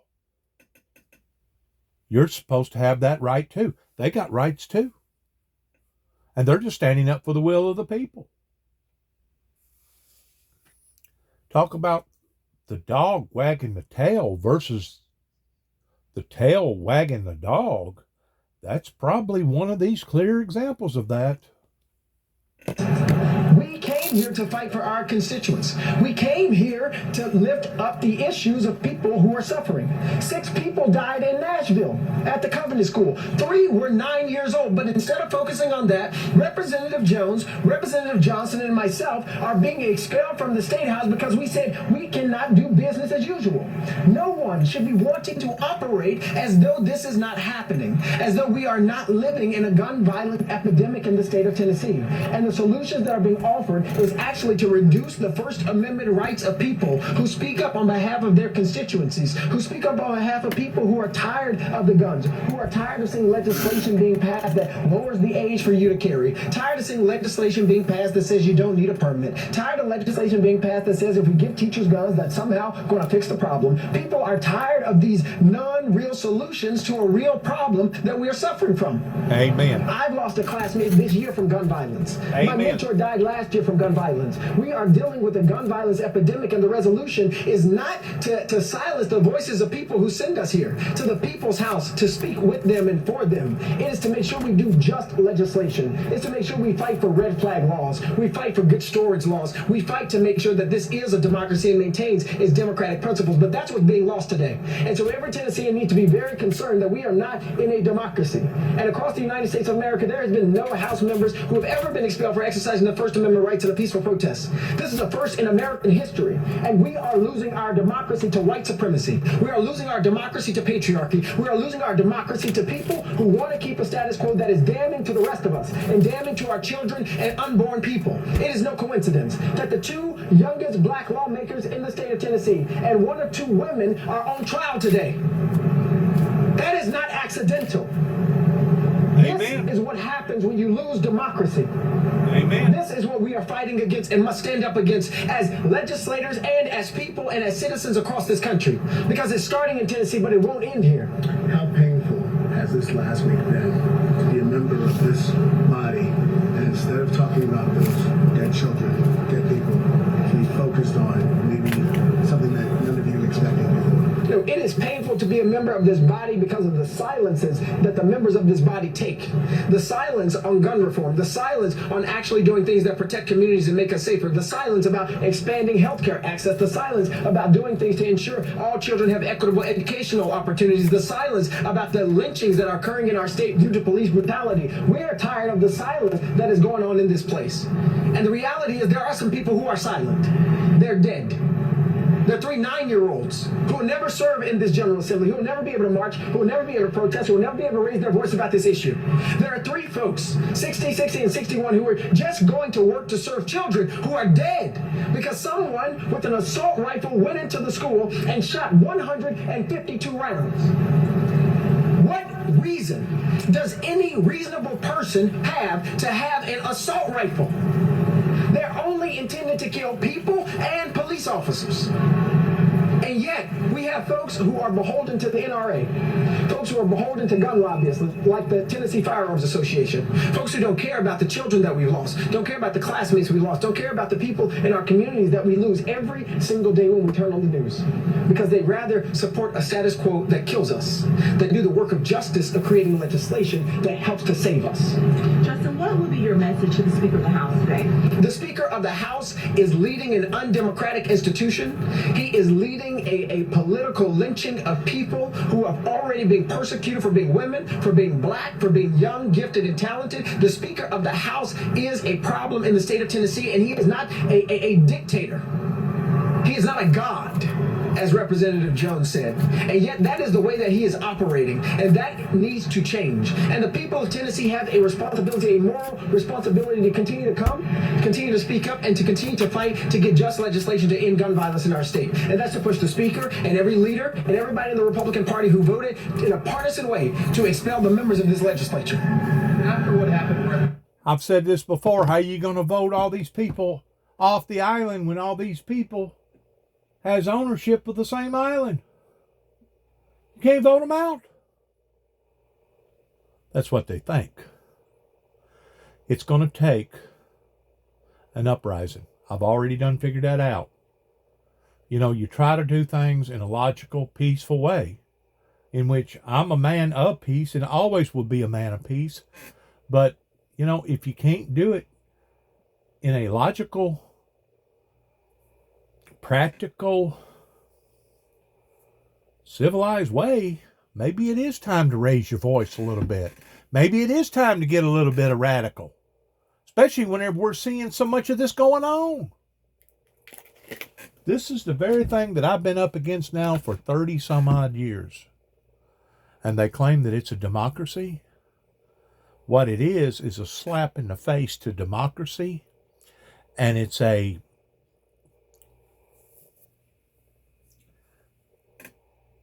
is a indignation to the true followers of the Lord Jesus Christ as far as what's been going on in my personal life with the Windmill Ministries missions.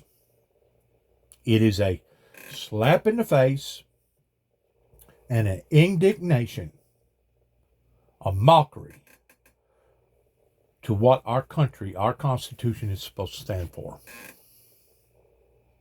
Because they was in violation going all the way back to 1989 when Homeland Security offered the assistance with Madison County that wanted to take something from a ministry that they had no business taking.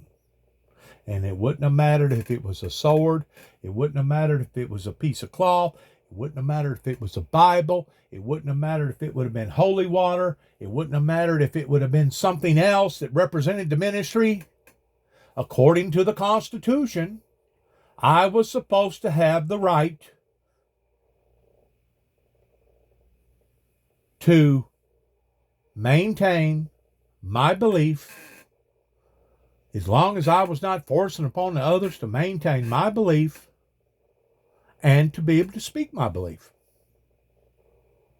They rejected it. They didn't want peace. I'm telling you right now, these people are guilty in the first degree. So whenever I say what I say, that it couldn't have happened to a better group of people pertaining to the adults, the baby boomers, the freelancers, those that basically was part of the Woodstock era, that now has grown out of that, hopefully. I don't know, you probably still got a lot of Grateful Dead fans out there that probably go to any concert that the Grateful Dead was playing at. But those people's minds are warped. And the warped minds is what has allowed for this to fester and get as far out of hand as what it is. And those people, those same people that I'm talking about, they will give an account for all this. I promise you.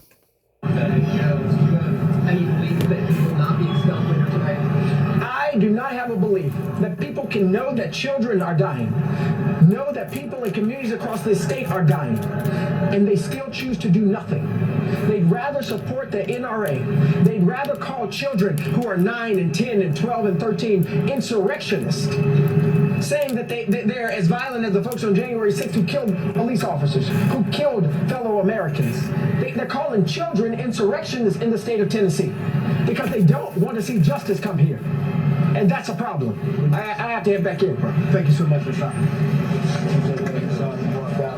That was State Representative Justin Pearson. Again, if you don't know his name, you do now. That is not the first you will see of him. He's one of the 3 Democratic representatives who are, as he said, on trial today. One of them has already been expelled. If you've been watching along with us, you've seen that. That was Justin Jones. We are waiting for Representative Gloria Johnson, who, according to Representative Pearson, is one of 2 women in the body to speak in her. Let's go forward.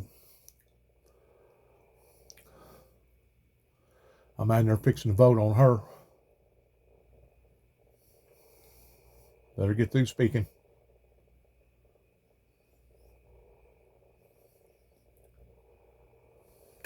They make that connection, Republicans are done. They won't be able to gerrymander their way out of losing everything because young people... Let's back up. Right there. ...of this House for 15 seconds beyond you being gabbled down? Really? Because he was saying, I'm here not to have the decorum of this House upheld in a way that we silently die. and that my constituents consent to shut up and die. I'm here to represent them so they can live. So he's answering these absurd questions about decorum, about whether he stood in the well for 15 seconds too long. And he said, I'm not here to bow to you. I'm not here to be a good boy. I'm here to be a representative of people who are afraid of dying. Amen. This has been an absurdity. Tennessee has shamed itself today. This has been an embarrassment and a humiliation on the people of Tennessee. And the last thing I'll say, Nicole, I think Republicans need to wake up and understand that the instant that young Americans connect their fear, their passion, and their right to vote, the moment they make that connection, Republicans are done. They won't be able to gerrymander their way out of losing everything because young people are not going to shut up and die. Amen. Keep in mind, it was the Republicans that made the decision for the rest of the nation in 1988 with Ronald Reagan's administration that has put us where we are today, and I can prove it. Joy, Justin Pearson, the Justin that hasn't had his moment in the well and his vote is scheduled after Representative Gloria Johnson's, addressed reporters and said, we don't have democracy in Tennessee. The Republicans put this in motion and have wrapped themselves in the autocratic movement. You've got DeSantis doing it with the press. You've got the abortion bans that deny women equal standing as citizens to make healthcare decisions over their body. I'm not going to play a game of which is the worst or clearest example of it, but I will say this. This is what happens when we take our eye off the ball, right? When the Republican Party as a threat becomes something that causes fatigue, not animation. And I think you and I were aligned in saying nobody got over Dobbs between the spring and election day. These are seismic tectonic plate shifts happening under our feet. The slide toward autocracy on the right, the overturning of a right in Roe that has been accepted as law for 50 years. Where do you place this shift of stripping 3 members of their offices, the offices they hold for participation in a peaceful protest with those other tectonic shifts? Absolutely. I mean, they've had members who were accused of sexual abuse, serial sexual abuse, who they haven't bothered to kick out, right? There was the earliest that I could find, just Googling, of the earliest time that the Tennessee legislature stripped members of their seats was during Reconstruction. During Reconstruction, when members refused to confer citizenship on the formerly enslaved. And now you have the descendants of the enslaved and a woman, the two groups who at the founding of our country were not full citizens and were the property of men, right? These 3 are representing now the idea of democracy. One of the things that I think is brilliant that these members have done in their time to speak and in their Q&A is to point out that today is the first time that they have experienced being in that body that the minority actually was allowed to speak. That typically they are shunted off and silenced by the speaker, that the speaker typically won't allow the minority. I think they only have 25 members and the other side has something like 74. They usually aren't allowed to say anything. They're usually shunted off to the side and silenced, and that is what triggered their protest, because the speaker runs this house like a dictatorship, as if Democrats in the state and people in the state who are for gun reform and who are for allowing trans people to live and are for allowing drag shows to happen because it's the First Amendment and are for freedom are silenced in that legislature. And so their protest, erupted because the people outside the chamber were demanding that something be done about gun violence. And Democrats had put forward several bills in which they were trying to do that, to find a way to stop people from dying in school. And the majority and the speaker were refusing to allow them to speak, refusing to allow them to participate. And that is why they protested. And for that insolence, for that uppityness, they're now being thrown out of the body. They're being thrown out of the legislature because there is no democracy in Tennessee. Tennessee is a state where Republicans rule from minority views. The majority of Tennesseans want their children to survive fourth grade without being slaughtered by an AR-15. And not only that, but I've known this ever since that ordeal happened in the late 80s, especially since the election went the way that it did with Al Gore, of the people in Tennessee not supporting their own man because their own man was once more trying to help them by giving them a heads up pertaining to global warming. I've known all along that they are on a path of doomsday. And they really are. In so many different areas. It's a sick-minded people that basically want to become dictators. And I guarantee you, there's probably as many, if not more, election deniers in the state of Tennessee than there are in any other state. And it doesn't matter whether or not you can prove that Donald Trump had lost the election. They have made their mind up that they're going to believe what they're going to believe. And I run up on the same type of resistances pertaining to the gospel that I could tell them in black and white and in red, scripturally, this is what it says. You got to take it literally. Whenever it says as, the word as means as in. Whenever it says this, it means that. Whenever it says this, it means this. I can explain it all to them, and the majority of them are going to walk away and say, so what? Who cares?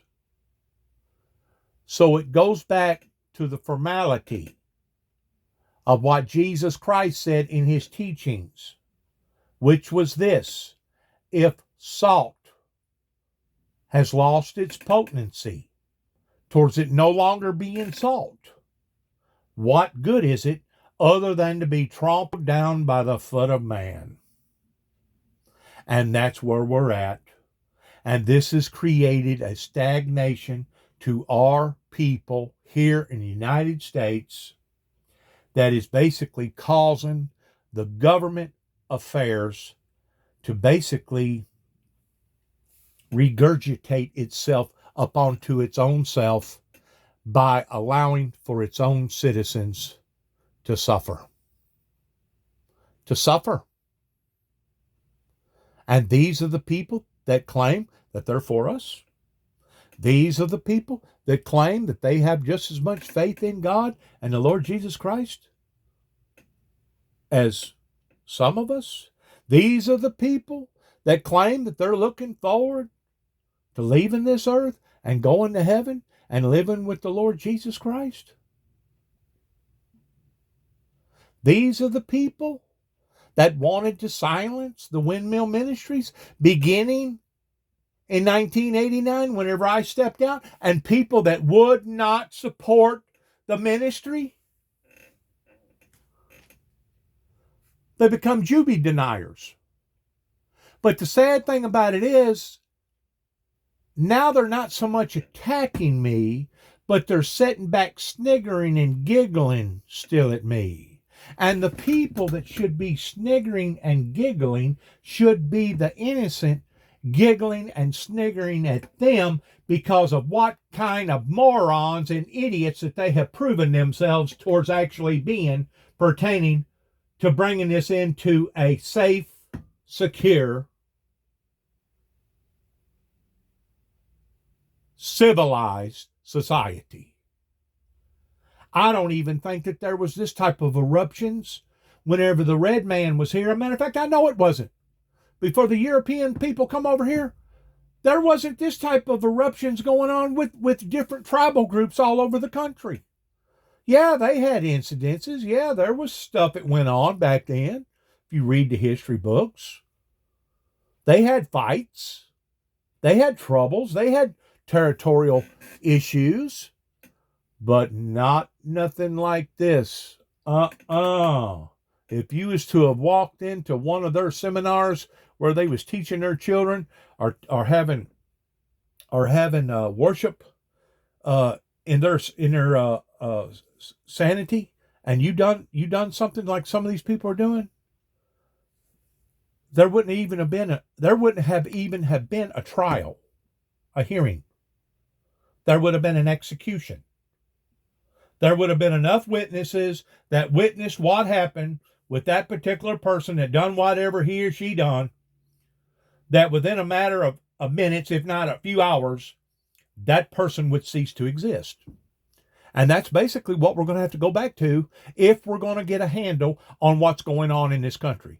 All this bullshit, excuse my French, pertaining to all this haggling in court, all these plea bargains, and we're gonna be a psychiatrist, and we can't punish this individual because they peed in bed, or their mama talked a little loud to them, or they was put down whenever they was a kid. We can't give little Johnny we can't institute this type of punishment on him pertaining to the death penalty. Is a bunch of BS. It's a bunch of BS, and now the rooster has come back to roost. The rooster's come back to roost, and now we're starting to really smell the stuff that a lot of us has been walking in, especially for the past 25 or 30 years. Why, in the meantime, we have sat back and we've watched these people get fat. We have watched them grow in power, and they think they're invincible. They don't think that they can be taken down. They think that they can stand in behind their legislation of dictatorship, hypocrisy, to the point that won't nobody challenge them. And that's the reason why, to this day, I'm still being shunned, I'm still being denied, I'm still being degraded, and I'm still not having any type of restitution pertaining to what went on, not only here in my own state, not only over in Kenton, Tennessee, not only over in Martin, Tennessee, not only in Dresden, Tennessee, not only in Trigg County, Kentucky, not only in Paducah, Kentucky, not only in LBL, Kentucky, but in Oklahoma too. So I've reached a point at 62 years old that all I can do is basically watch my country get torn apart. Literally be torn apart. While in the meantime, I've been waving the banner the whole time. Kind of like the British is coming. The British is coming. I've been telling everybody we're under siege. The satanic, paranormal, evil, demonic behavior is taking over. We're under attack. We're under attack. And I'm just not saying that politically. I'm saying that to preachers. I'm saying that to people that's supposed to know the differences between good and bad. They're supposed to know that good people that's got the Holy Spirit working with them and for them are instantaneously going to be under attack by the bad spirits. It's a war. It's a spiritual war. Now, they'll tell you that in church and behind their pulpits. Oh, we fight a war. We fight a spiritual war. It's a supernatural battle that we all fight. But yet now somebody like me gets up here and starts telling them about the truth and telling them about my experiences. Well, he's a nut. You don't want to listen to him. See, this is the very reason why the South lost the war. Is because certain people wanted to dominate other people, and because of it, they was too silly, they was too goofy, they didn't take things serious enough, and because of it, they sat back and watched the South get mutilated by the North. So, okay, we'll give it to the North. They wanted to fight for dominance. They wanted to fight for superiority. Give it to them. So we gave it to them. Since when? Since 1865. Approximately 150 years ago. Now we see what kind of idiots that the State of the Union has created for their own people here in America.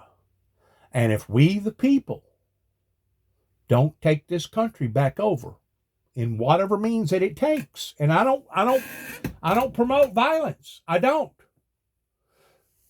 But if we do not insist in taking this country over, as Donald J. Trump said, and I don't like to use his name in a lot of the stuff that I talk about because I don't agree with everything that he agrees with. But then again, there's lots of stuff that I do agree with what he talks about. But if we do not take this country over, this country is over. It's over. We're done for. There'll be no retirement. There'll be no Disability Act. There'll be no universal health care insurance. Everybody has come to the land of the free and they've gotten fat. And do you think these same attorneys are going to work for free after them getting paid $500,000 a year? Do you think these doctors are going to work for pennies on a dime whenever they're used to making $2 or $3 million a year? You think these people are going to eat crow that way and do it voluntarily? Wake up.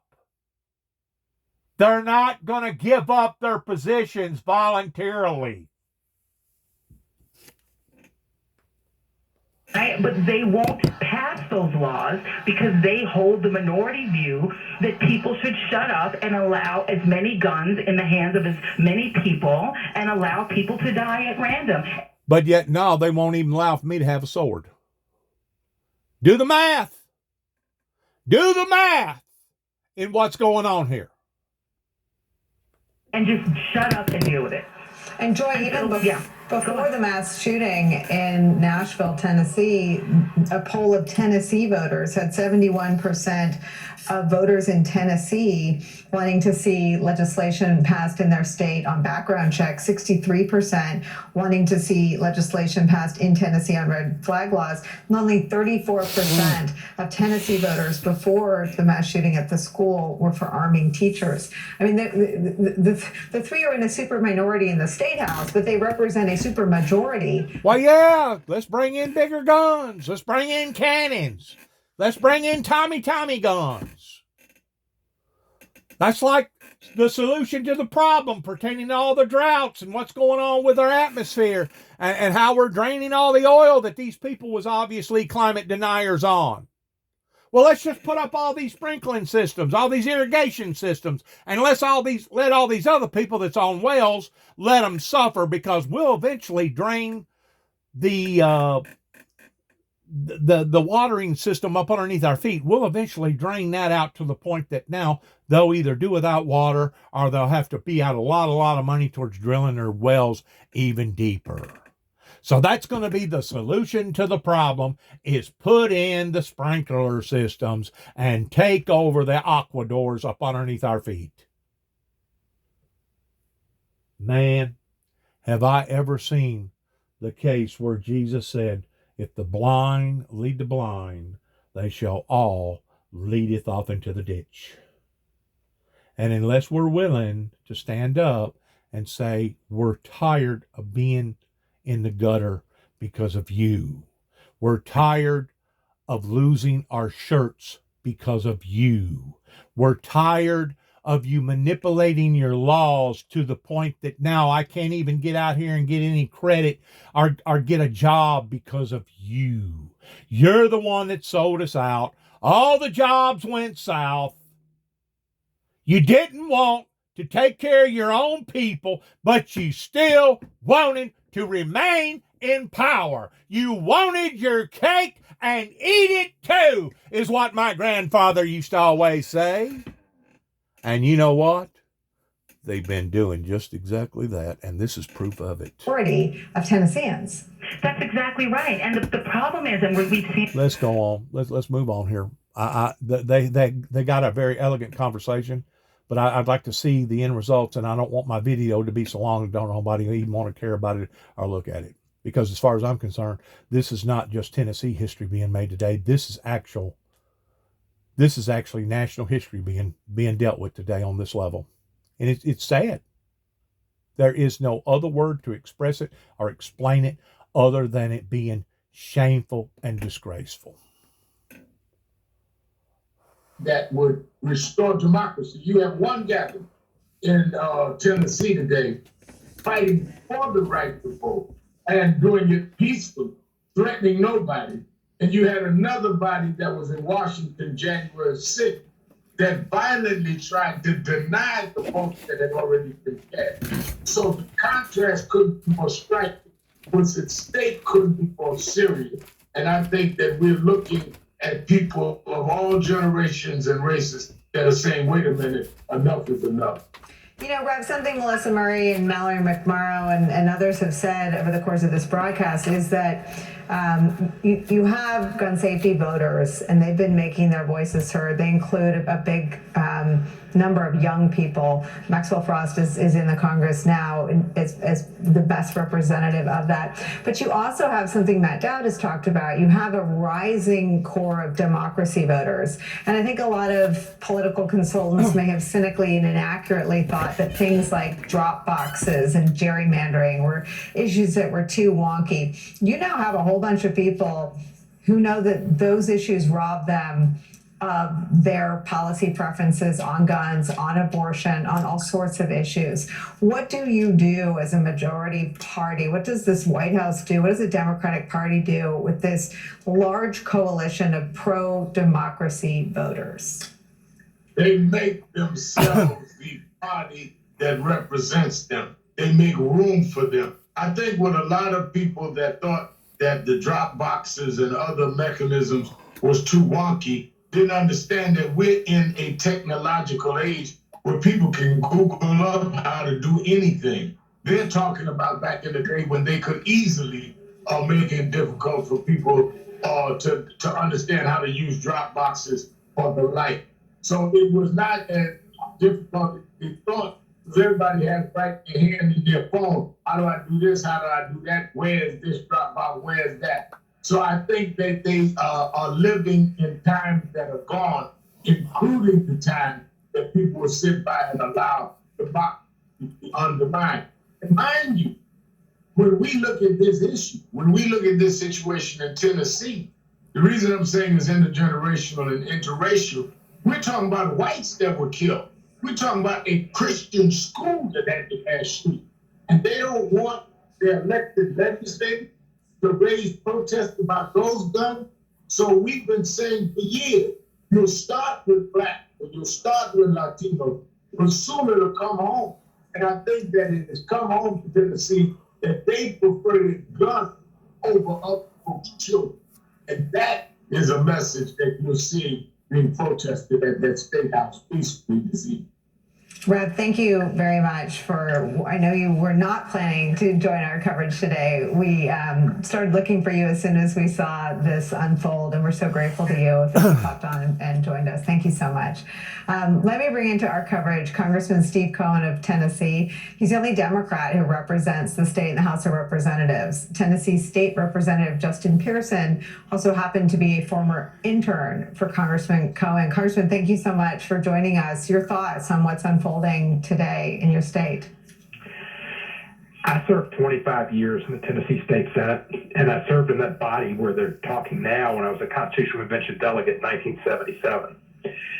And it pains me, and it almost brings me to tears to see what's happening. This is just disgrace upon the legislative process. It's a disgrace upon the General Assembly, and a disgrace upon the state of Tennessee. These three individuals violated the rules, and I believe in rules, and I never, I would not have done what they did, but there's a different time and a different place and a different history. But nevertheless, being that it was in light of the shooting at Covenant Presbyterian School, I do think the Speaker, and I wrote him and asked him to consider that and to give a lesser punishment. They could do a censure. They could do something about committees, but they should not disenfranchise these three individuals. They represent people. They've been elected. They will have caused special elections to be held, 2 a primary and general in each of their jurisdictions, which is 6 elections, which is an expensive cost to the taxpayers. They don't care. This is power run amok. They're drowning in their power, and they're not thinking of the results. The results are they're making these three individuals heroes in a lot of people's eyes in their district and in the communities, because they're standing up on principle and they're being truly the best of the legislative process, speaking the truth and trying to do what John Lewis called good trouble. We in Congress got down with John Lewis on the floor to protest gun violence and held the floor for a goodly while. It was understood this was special and it was John Lewis. Nothing happened. I mean, it threatened something. But that's what they're doing here. And after what happened in Covenant, we don't need more thoughts and prayers. We need action. Laws concerning who can possess and wield action. And assault weapons. Real action. That's what's killing children. That's what's killing Americans. And it didn't used to happen. And they're going the other direction. They're trying to right now in the Tennessee General Assembly to say that people can carry without any background checks, without any gun courses, without any passing of a gun course to show that they know what they're doing with a gun, that they can carry a rifle on the streets with impunity and without the police being able to stop them. And I presume it would go all the way to an AR-15 because they're trying to change it from handguns to firearms, and they say that's part of constitutional carry. It's just it's run amok with what they're doing, and the NRA is behind it all. And what they proposed as legislation, which I think they passed today, is just Band-Aid stuff about school guards and mental health, and all that's fine and good. But the problem is the guns and the automatic weapons that these people who are mentally ill get and go and kill with and kill lots of people with. And fortunately, this individual only killed 6 people. Could have killed a lot more, but the 6 was 6 too many, and that needs to stop. And the way to get to there is to see that those type of weapons don't get in the hands of people that shouldn't have them. Somebody's got no criminal record, has no mental health problems. They want to go out and shoot on a range. So be it. Want to go shoot the country? Let them do it. But the others should not get guns, and they shouldn't be able to carry them in public. Congressman, you said that you would not have broken the rules when legislated out of having a voice or the ability to speak or the ability to give voice to your constituents before all of the victims of a mass shooting at an elementary school in Tennessee have even been buried. What would you have done? Well, I had situations to where I stood up as well. And I was put off the House floor once for going over there. And there was a day when the Democratic Speaker of the House went and got with his group of his leaders and told them about 5 or 6 bills I had that were liberal bills on drugs and other things. And that she said, today we're going to get Cohen's bills. And they got my bills and they killed all 6 of them on the last day of session. And I didn't have a tie on. And they kicked me off the floor.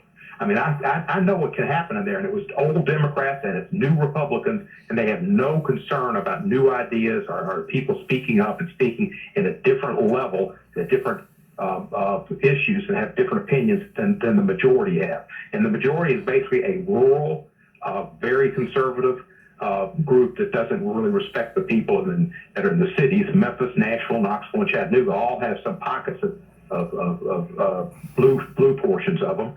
And they don't respect that at all.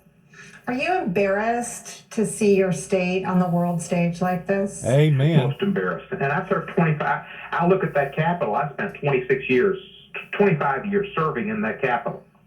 And I was proud of a lot of the things I did. I was the one they went after oftentimes. Yeah. But I was proud of my service. And it's been disgraced today. Totally disgraced. And it is akin to a legislative lynching. And they picked the fact that there were 2 African Americans and a woman. And I know Gloria Johnson has been a fighter and a rebel in Knoxville and on the floor of the House. She speaks her mind. I know Justin Pearson. He was my intern, and I supported him in his election this year in a fulsome manner. He's a star. He's a young Barack Obama. He's got great speaking ability. I never had known about Justin Jones. He was phenomenal. I was amazed at him, but I know he's done some things in Nashville that's raised the ire of the people in that legislature because he's been out an activist in the community, which they're not in favor of. The people that they're picking on are perfect foils for them in their districts that do not have black representation and probably don't have women. And if they have women, they don't have feminist women, aggressive, truth-speaking women like Gloria Johnson. And so they're perfect foils for them. And these legislators apparently have no concern. I imagine the vote's going to be the same on all three of them. It'll be 72 to whatever. And it's just sad that they're not listening. I think that the attorneys, that are members of the General Assembly, John Mark Wendell and Bob Freeman, have done an outstanding job in presenting the case for Gloria Johnson. The resolution, which is in essence your bill of particulars or your charging instrument, is defective, and it is defective. But I'm afraid they're playing to blind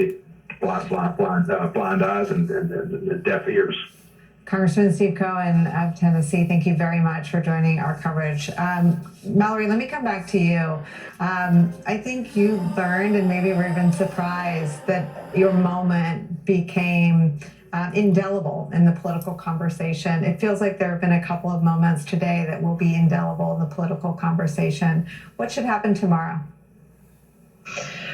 Tomorrow you keep going. I mean, I was just so moved by listening to Rep. Johnson speak because she really hit home on what this is about. You know, there's political theater, and there are people in these chambers who want to protect the institution. And I remember last term in Michigan here under Republican control, how often we were told that what we were trying to do was a stain on the institution. After the Uvalde shooting, when a number of us attempted to speak, the Republican majority just adjourned session before there were even statements. But the will of Michiganders to protect our freedoms, our fundamental rights, our rights to be safe in school, our rights to our own body, led to a sea change. We ungerrymandered our maps, and for the first time in 40 years, we have a Democratic majority that reflects the true will of the people. So tomorrow, everybody who came to the Capitol in Tennessee should wake up and recognize how powerful they are. These three representatives, they have a voice. They lead hundreds of thousands of residents, and now so many more who know who they are for the first time. Organizing takes time. The Republicans have been doing this for decades, but start chipping away and chipping away and chipping away, and the institution is going to change. It just has to, because the more of us who participate, the more we're going to change it to be reflective of who we actually are, which is an America that defends our freedoms.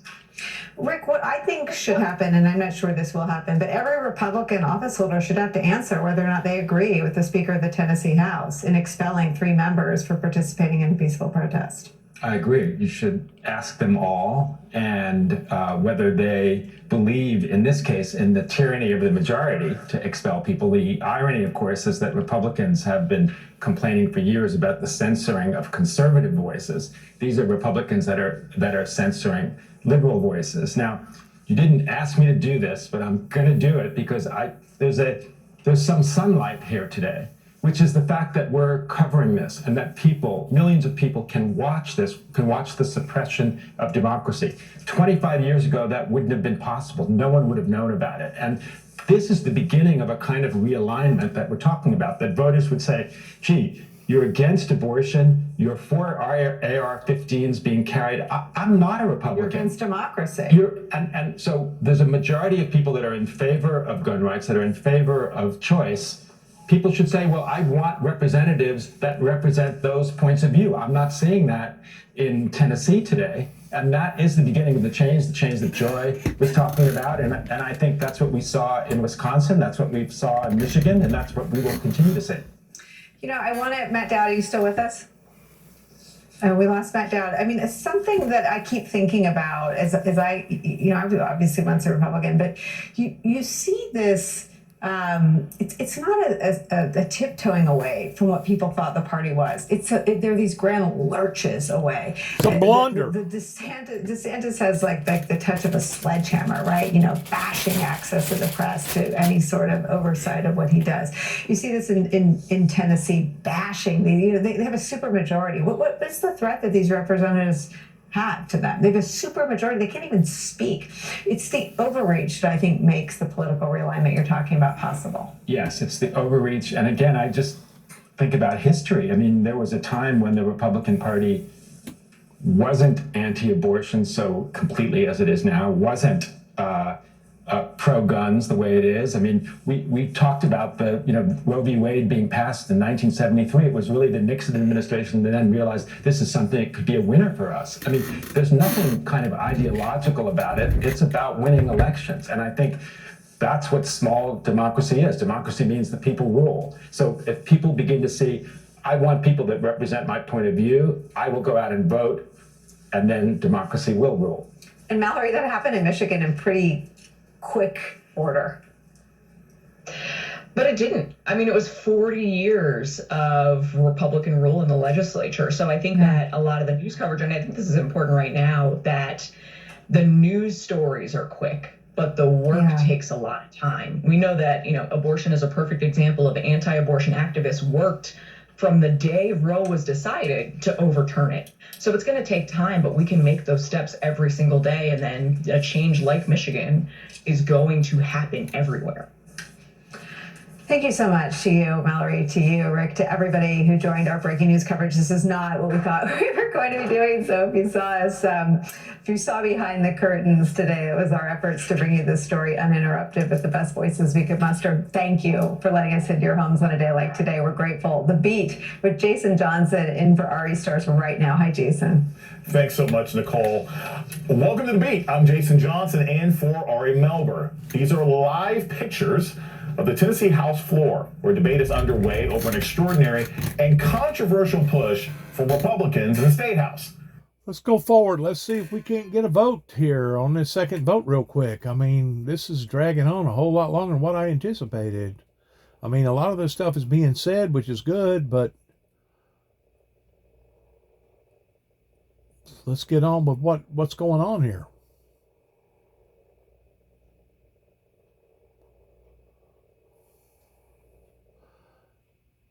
A lot of people's opinions, including my own. Nothing wrong with that. To carry, but also to have extreme protections for folks who might be endangering other folks, not being able to get a license. And there's some accounting that I think legislators who supported that legislation have to do in the face of those deaths. And perhaps looks like she got the battle axe too. People's attention on something than their own voting records. We're going to break to the Tennessee State House right now. Speaker Gloria Johnson is actually speaking on the floor about her potential expulsion. I continue to hear no one having conversations about things that will prevent gun violence from coming to our doors. There are so many things we could do that would change the trajectory of where we're headed. More school shootings, more church shootings, more Waffle House shootings, all of these, theater shootings. It's happening everywhere, folks. There's one common denominator. It's the guns. It's the people that have the guns, because we are not doing anything to make sure that people who are not safe don't have guns. I'm a gun owner. I have a gun. I took a class so that I would know how to use that gun. I trained with my nephews, a Marine and an Air Force member. I shoot regularly because I think you have to be responsible. It's responsibly stored. It was my father's service revolver. It laid on his dresser every night when he came home, and we didn't touch it. And we knew not to touch it. But we grew up with that. But my father believed in things that we can do to prevent gun violence. My Marine nephew came home from losing his best friend in Afghanistan, went to live with his best friend's family because they were without their child in Massachusetts. And his business was manufacturing guns in Massachusetts. He told me about the restrictions that they had there.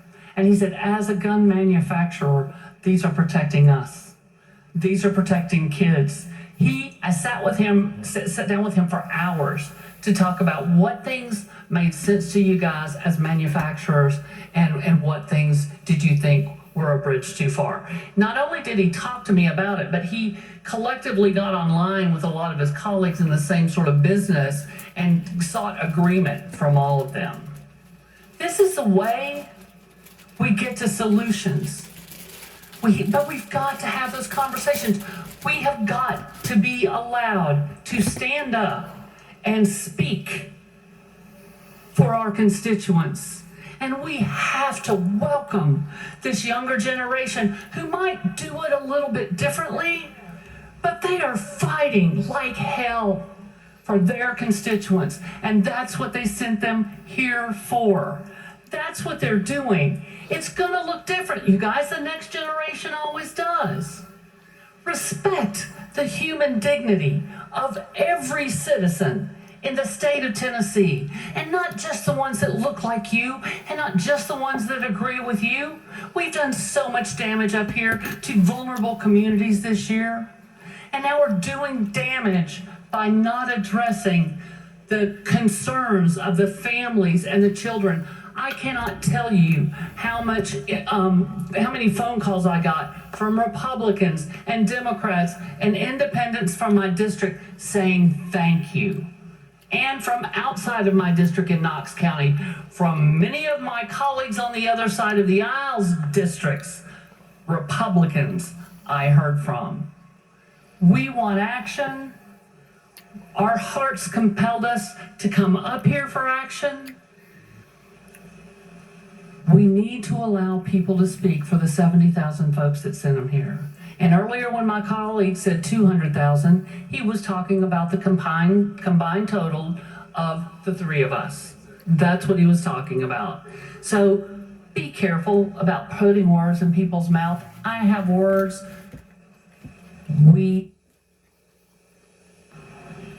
Thank you. We are voting on House Resolution 64. All those in favor vote aye when the bell rings. Those opposed vote no. Has every member voted? Does any member wish to change their vote?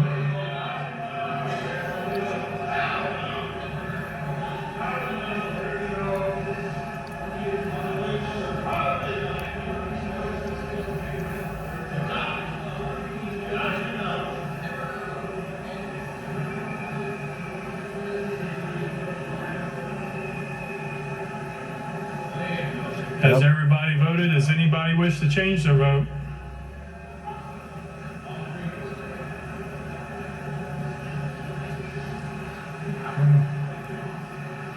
Mr. Clerk, take the vote. Aye, 65, 30 nays. House Resolution 64 fell.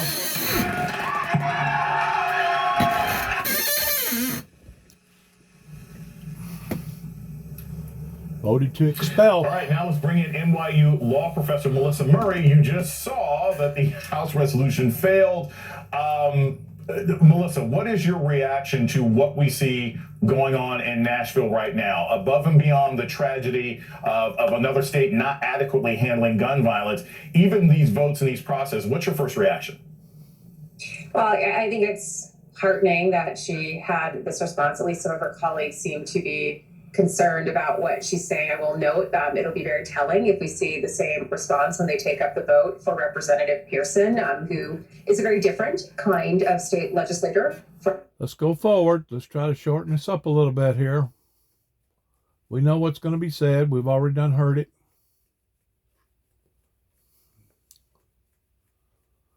Being brought up against charges, if you will. Bring it up. Let's back it up. We done heard a little bit of him a while ago. You can stop the time. I've got a few parliamentary inquiries before we keep going. This is part of your time because you're asking the clerk questions during your opening. Mr. Clerk. Okay, I'll retract those questions and then we'll ask them after. Okay. Thank you. It is said that I broke the Constitution.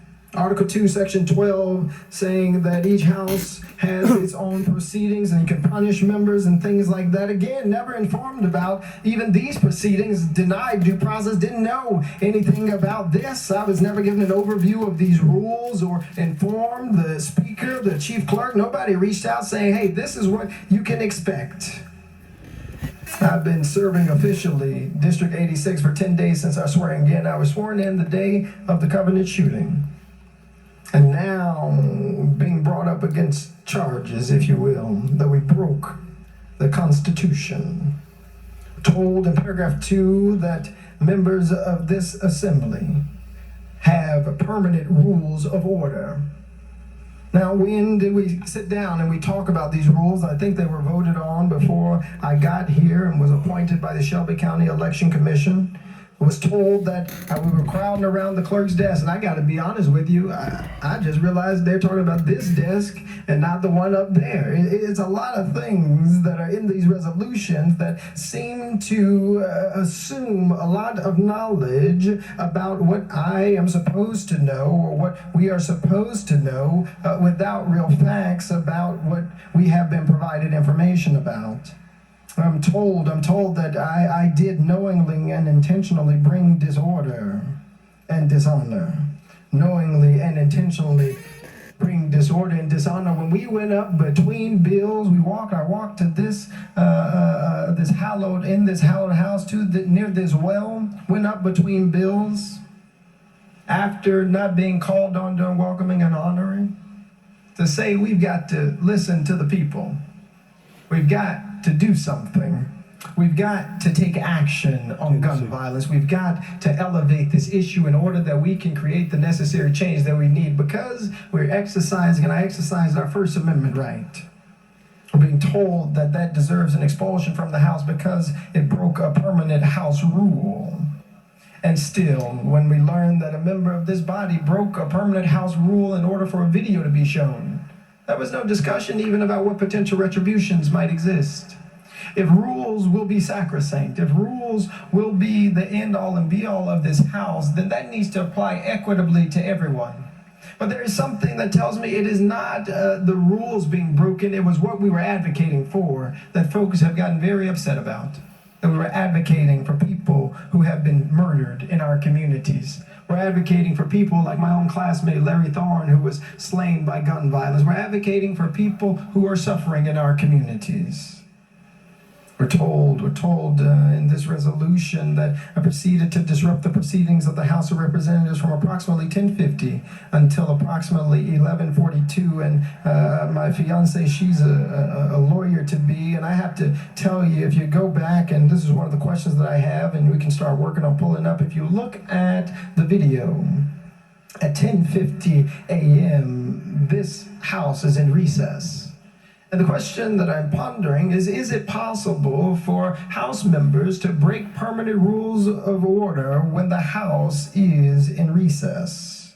It's important that we unpack this. After SB 638 was passed at 10:49 a.m., I walked to the well, and the speaker section immediately said, "You're out of order. I call for a 5-minute recess. Leadership, come up here."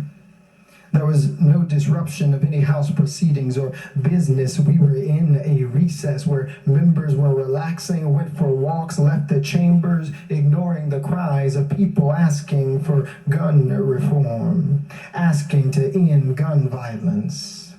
I didn't disrupt proceedings between 10:50 to 11:42 because it wouldn't have been possible. We were in a recess. But if you want to count the recess and say that our peaceful protests for red flag laws, our peaceful protests for gun control storage laws, our peaceful protests for the safety of kids like the ones at Covenant, our peaceful protests for the communities that we serve and the people that we represent deserve expulsion, then let's Joining me now is Emily Bazelon, legal writer for the New York Times. Emily, I've got to mention you, one, because Ellie sort of mentioned your newspaper in his commentary before, but also because we didn't just see Justin Pearson sort of come forward and explain his case and talk about his personal connections to this recent shooting, but we just saw the second expulsion vote fail on a white woman representative, Gloria Johnson, who essentially did the same thing as the other two men who are accused. From a national perspective, how do you think that changes how we might look at or write about this story? Because if you've got 3 people accused of the same crime, but the black guy gets punished for it and the white lady doesn't, what does that say about how we're going to talk about this going forward?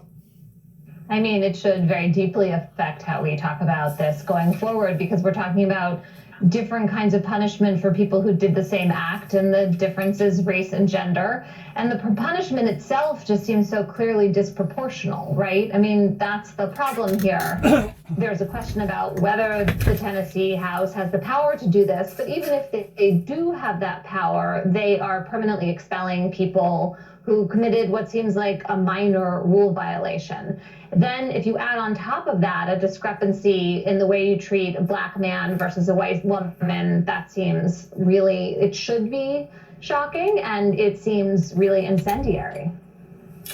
You know, Maya, I want to point this out because I think this is another key thing here. We're talking about how extreme these expulsions are, given that... All right, let's go on here. Let's try to figure out what's happening here. It's the first commercial I've seen in a while. They blow through that real quick. He's still up there talking. Now there's other people talking. They're gonna put on an act like it's really a debate thing.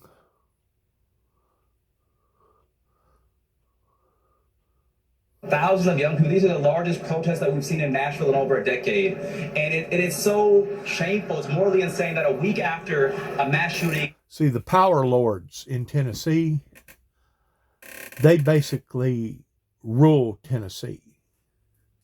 And, you know, it's always been that way in just about every state, where you'll have certain families that dominate more control in some areas than you do other areas. It's basically that way across the board. But in the state of Tennessee, what you're seeing is your major power lords that dictate, tell people what they're going to do and what they're not going to do. And if you don't do it, you're going to suffer the consequences for not doing it. Kind of like they gave the white lady an option that if she went ahead and resigned, that she would still be able to keep her insurance. They operate in a black market type form. And as far as I'm concerned, it is under the pretense of being like the syndicate was during the time of Jesse James. Their syndicate mind, banana republic, is the very thing that has caused all these problems going back into the late Reagan era. Now, people that get a hold of this can either believe it or not believe it. But like I said, I got all kind of proof. I can back up my story. I promise you I can. But yet, no, I continue to see the people being run over, taken advantage of, and now we're seeing them being slaughtered. And we still can't get nothing done. So maybe it is time to use the insurrection ordinances that Donald Trump was talking about, because we can't get the power lords to reasonably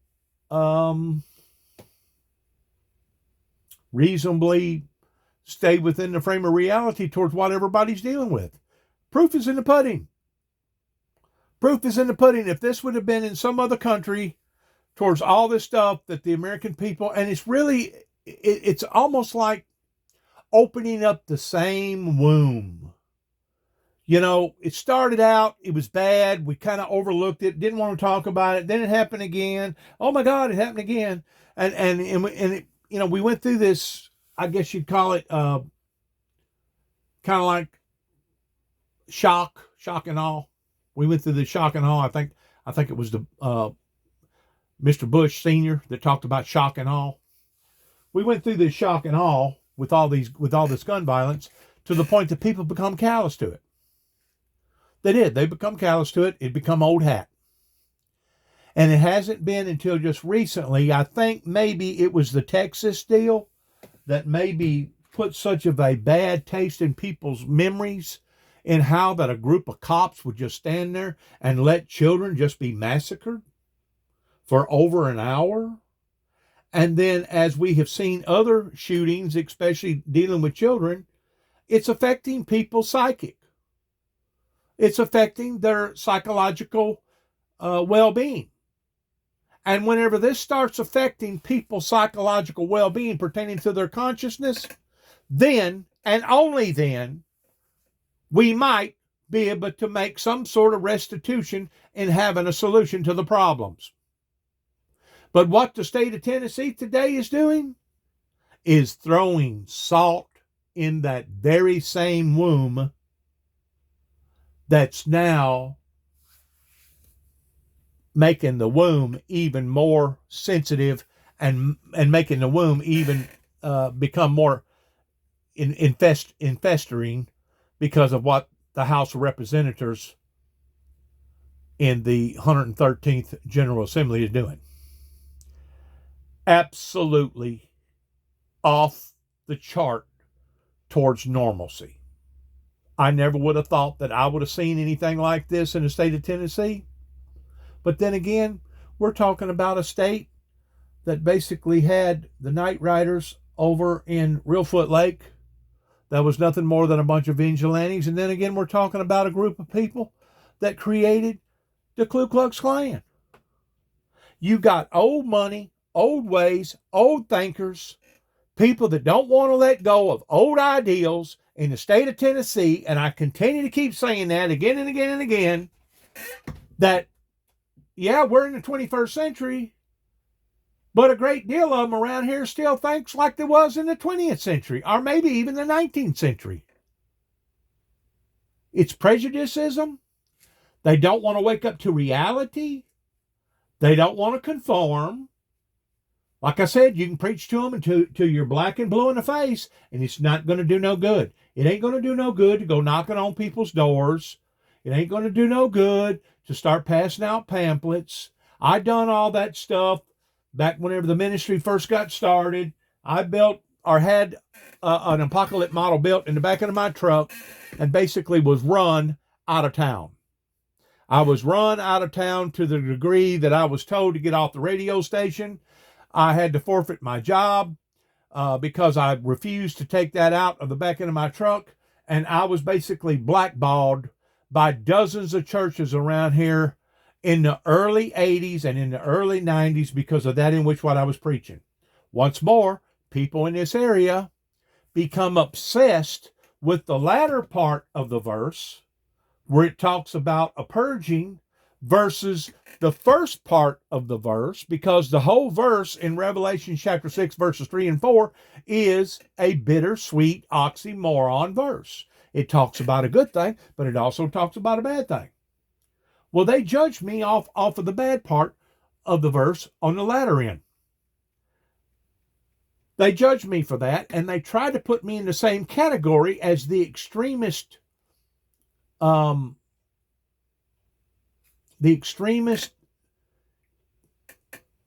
subject matter that I was teaching pertaining to Revelations. Now, there's a whole lot more to the gospel other than just Revelations. The Bible is full of all kinds of pleasurable stories, daring stories, courageous stories, sad stories, good stories, victorious stories. The Bible is full of all kinds of stories, but the most important story above and beyond all stories, I believe, is the story of Jesus Christ, the story of salvation. Because up until Christ come, mankind was doomed. We was doomed. We was destined to being doomed. And it was only because of the love coming from the Heavenly Father that basically gave humanity an escape towards giving humanity the benefit of the doubt, knowing that the satanic forces was supernatural and that they could convince us, manipulate us, and trick us in doing things that really and truly was unpreventable in how that we was being tricked or manipulated into. The Heavenly Father seen this, and because he seen this, he gave grace. So to me, there's no other bigger or better or grander story other than the story of grace, the story of salvation. Anything beyond that, as far as I'm concerned, is secondary. I realize that there's a lot of important stories in the Bible, but none of them exceed the story of the virgin birth. None of them exceed what we're fixing to go through pertaining to the Passover on Good Friday, where they actually have the court. They actually commit the act towards crucifying Christ. And then on Easter Sunday, on the third day, he rose.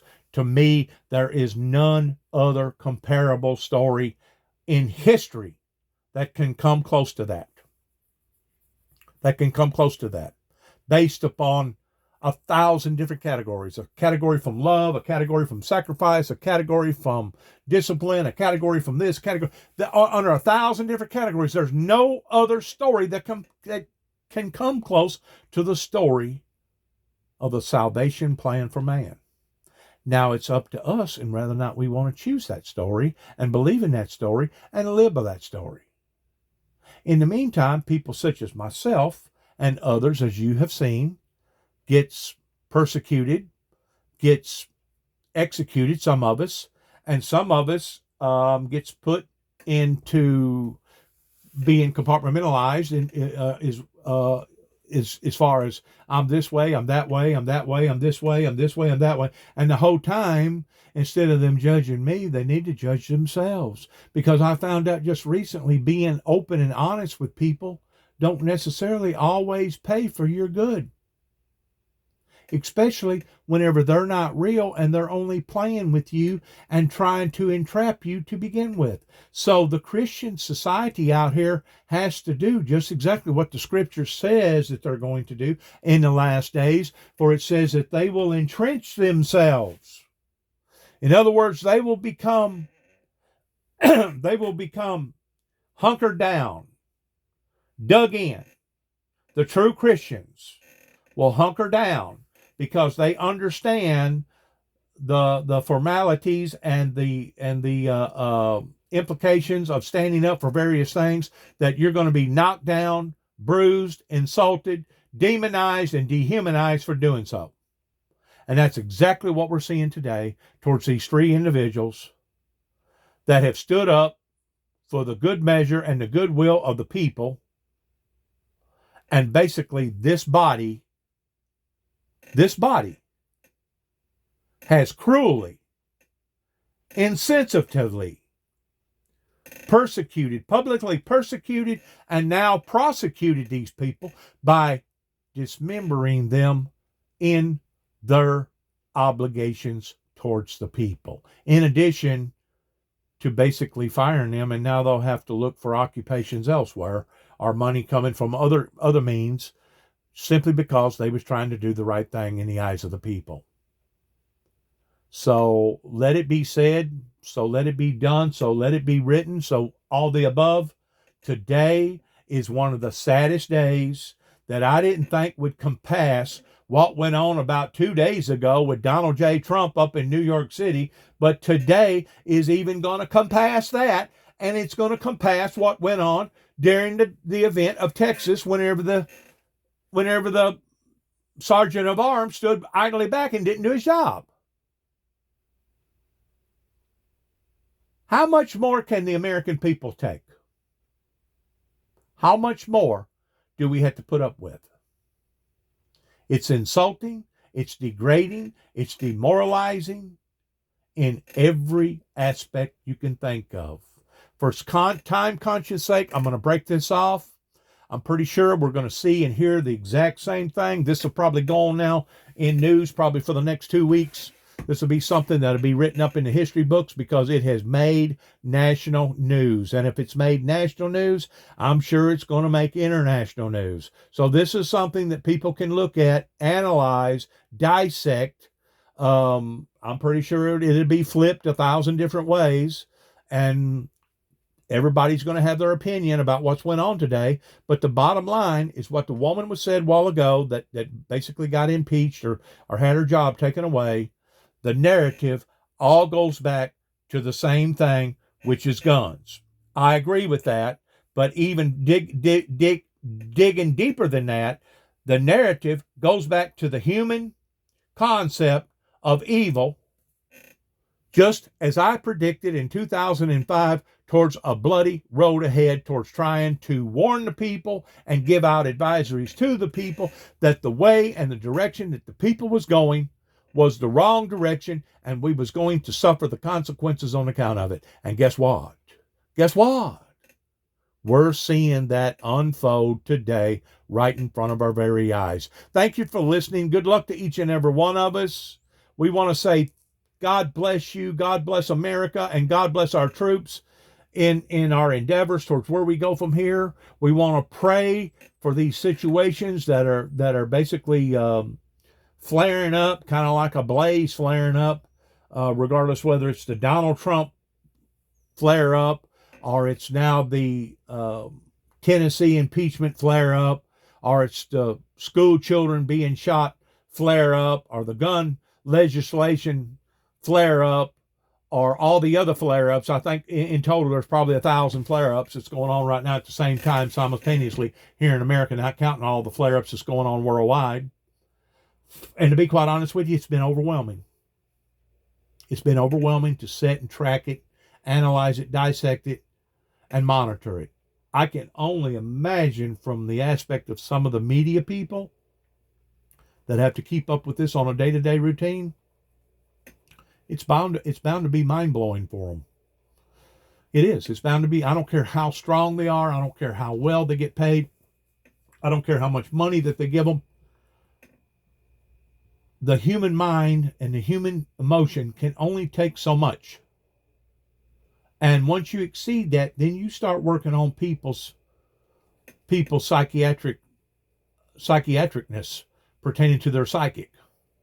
Once you start working on that, then you start working on people's emotions. Maybe this is the only place that we can go to as of right now towards digging into the consciousness of mankind, towards saying how much is too much. How far is going too far in the name of a democratic republic that obviously there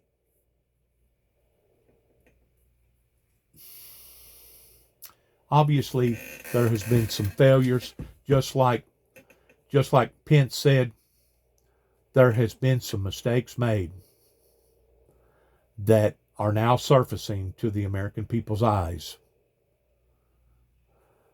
That COVID has helped to accelerate, that now we're being slapped in the face with again and again and again. In other words, we're being ravaged by Satan and the works of Satan again and again and again.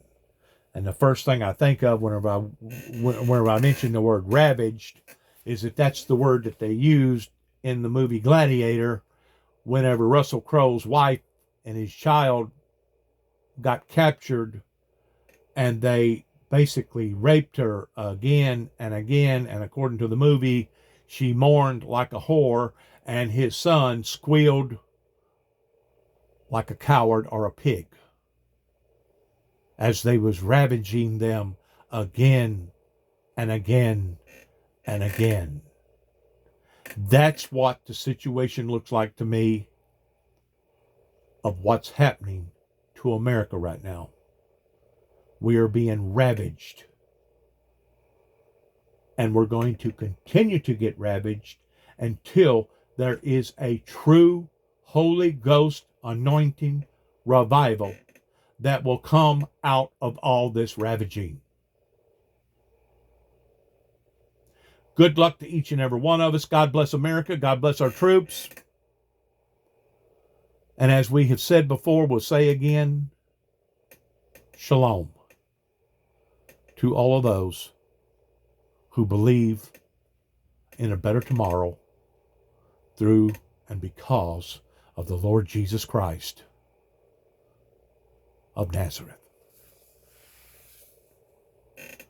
I'm bringing NBC's Priscilla Thompson, our heroic reporter who did help to make sure that we got Justin Jones earlier. I want to thank you for that. I'm going to just bring you in here. I don't know if you were able to talk to any of the Republican members and if they had some explanation as to why they decided to spare Gloria Johnson, the only white member of the Tennessee Three, and expel expeditiously Justin Jones while not even finishing full debate. They actually cut off debate in order to get to it. Yeah, we have not been able to speak to any of the Republican lawmakers yet. They're expected to speak after all of this wraps up today. And that's certainly going to be one of the questions that we are going to be asking. I will tell you that people in this crowd here are echoing the feeling that Representative Johnson shared, which is, was this something that happened because of race? And of course, Republicans here have said that that is not the case, that this is about decorum. But it does pose the question when you have one black man that has been expelled and one non-black woman, white woman that has not been expelled. And you heard Representative Jones in there calling this a political. I thought she did get expelled. Maybe I was wrong. Maybe I made the wrong call about that. Maybe they saved her job. I don't know. It's so chaotic. It's hard to really keep up with towards the who's, the whats, and the whens and the whys. But you've seen what you've seen. You've heard what you've heard. If I've made a mistake, I apologize. I really thought that she got expelled. I may be wrong. According to what they're saying right now, I was wrong. I apologize for leading the people in the wrong direction towards, I really truly thought that she had been expelled. But now they got another deal coming up here, and they're going to make a decision on this one. So there you go there. I mean, it's endless. It's endless in what's going on and how it's going on. But if you'll look at their body, I guarantee you the vast majority of the people that's in their body are white and old. Lynching. He accused Republicans of trying to treat him like a uppity Negro, someone who needed to be put in his place. And so those questions are certainly swirling here as we wait to see what the fate of Representative Pearson will ultimately be. But that is certainly not lost upon people here as these protesters continue to stay here and see how all this is going to play out. They have been here since early this morning, chanting and making sure that their voices are heard even from outside of the chamber as they seek to stand in solidarity with these lawmakers. Joy? Yeah, thank you, Priscilla Thompson. Thank you. Appreciate it. Wave your hands. If anything happens that you think we need to know about, we definitely will bring you back. Let me go back to Mark and Brittany. Let me play Justin Pearson, the other Justin. We haven't heard him because we've been on air, but he's speaking now. But let me play a clip of what he's had to say. Justin Pearson. There's been a refrain and a song going around in this movement. Power to the people, power to the people, power to the people. But there is something that tells me it is not the rules being broken. It was what we were advocating for that folks have gotten very upset about. That we were advocating for people who have been murdered in our communities. Mark Thompson, I feel, Unbelievable. It's a sad, sad day for America. I mean, Joy, you just hit the nail on the head, right? That this talk of decorum was an intentional and purposeful distraction from Evelyn and Mike and William and Catherine and Cynthia and Hallie, the 6 people who were just massacred in their state.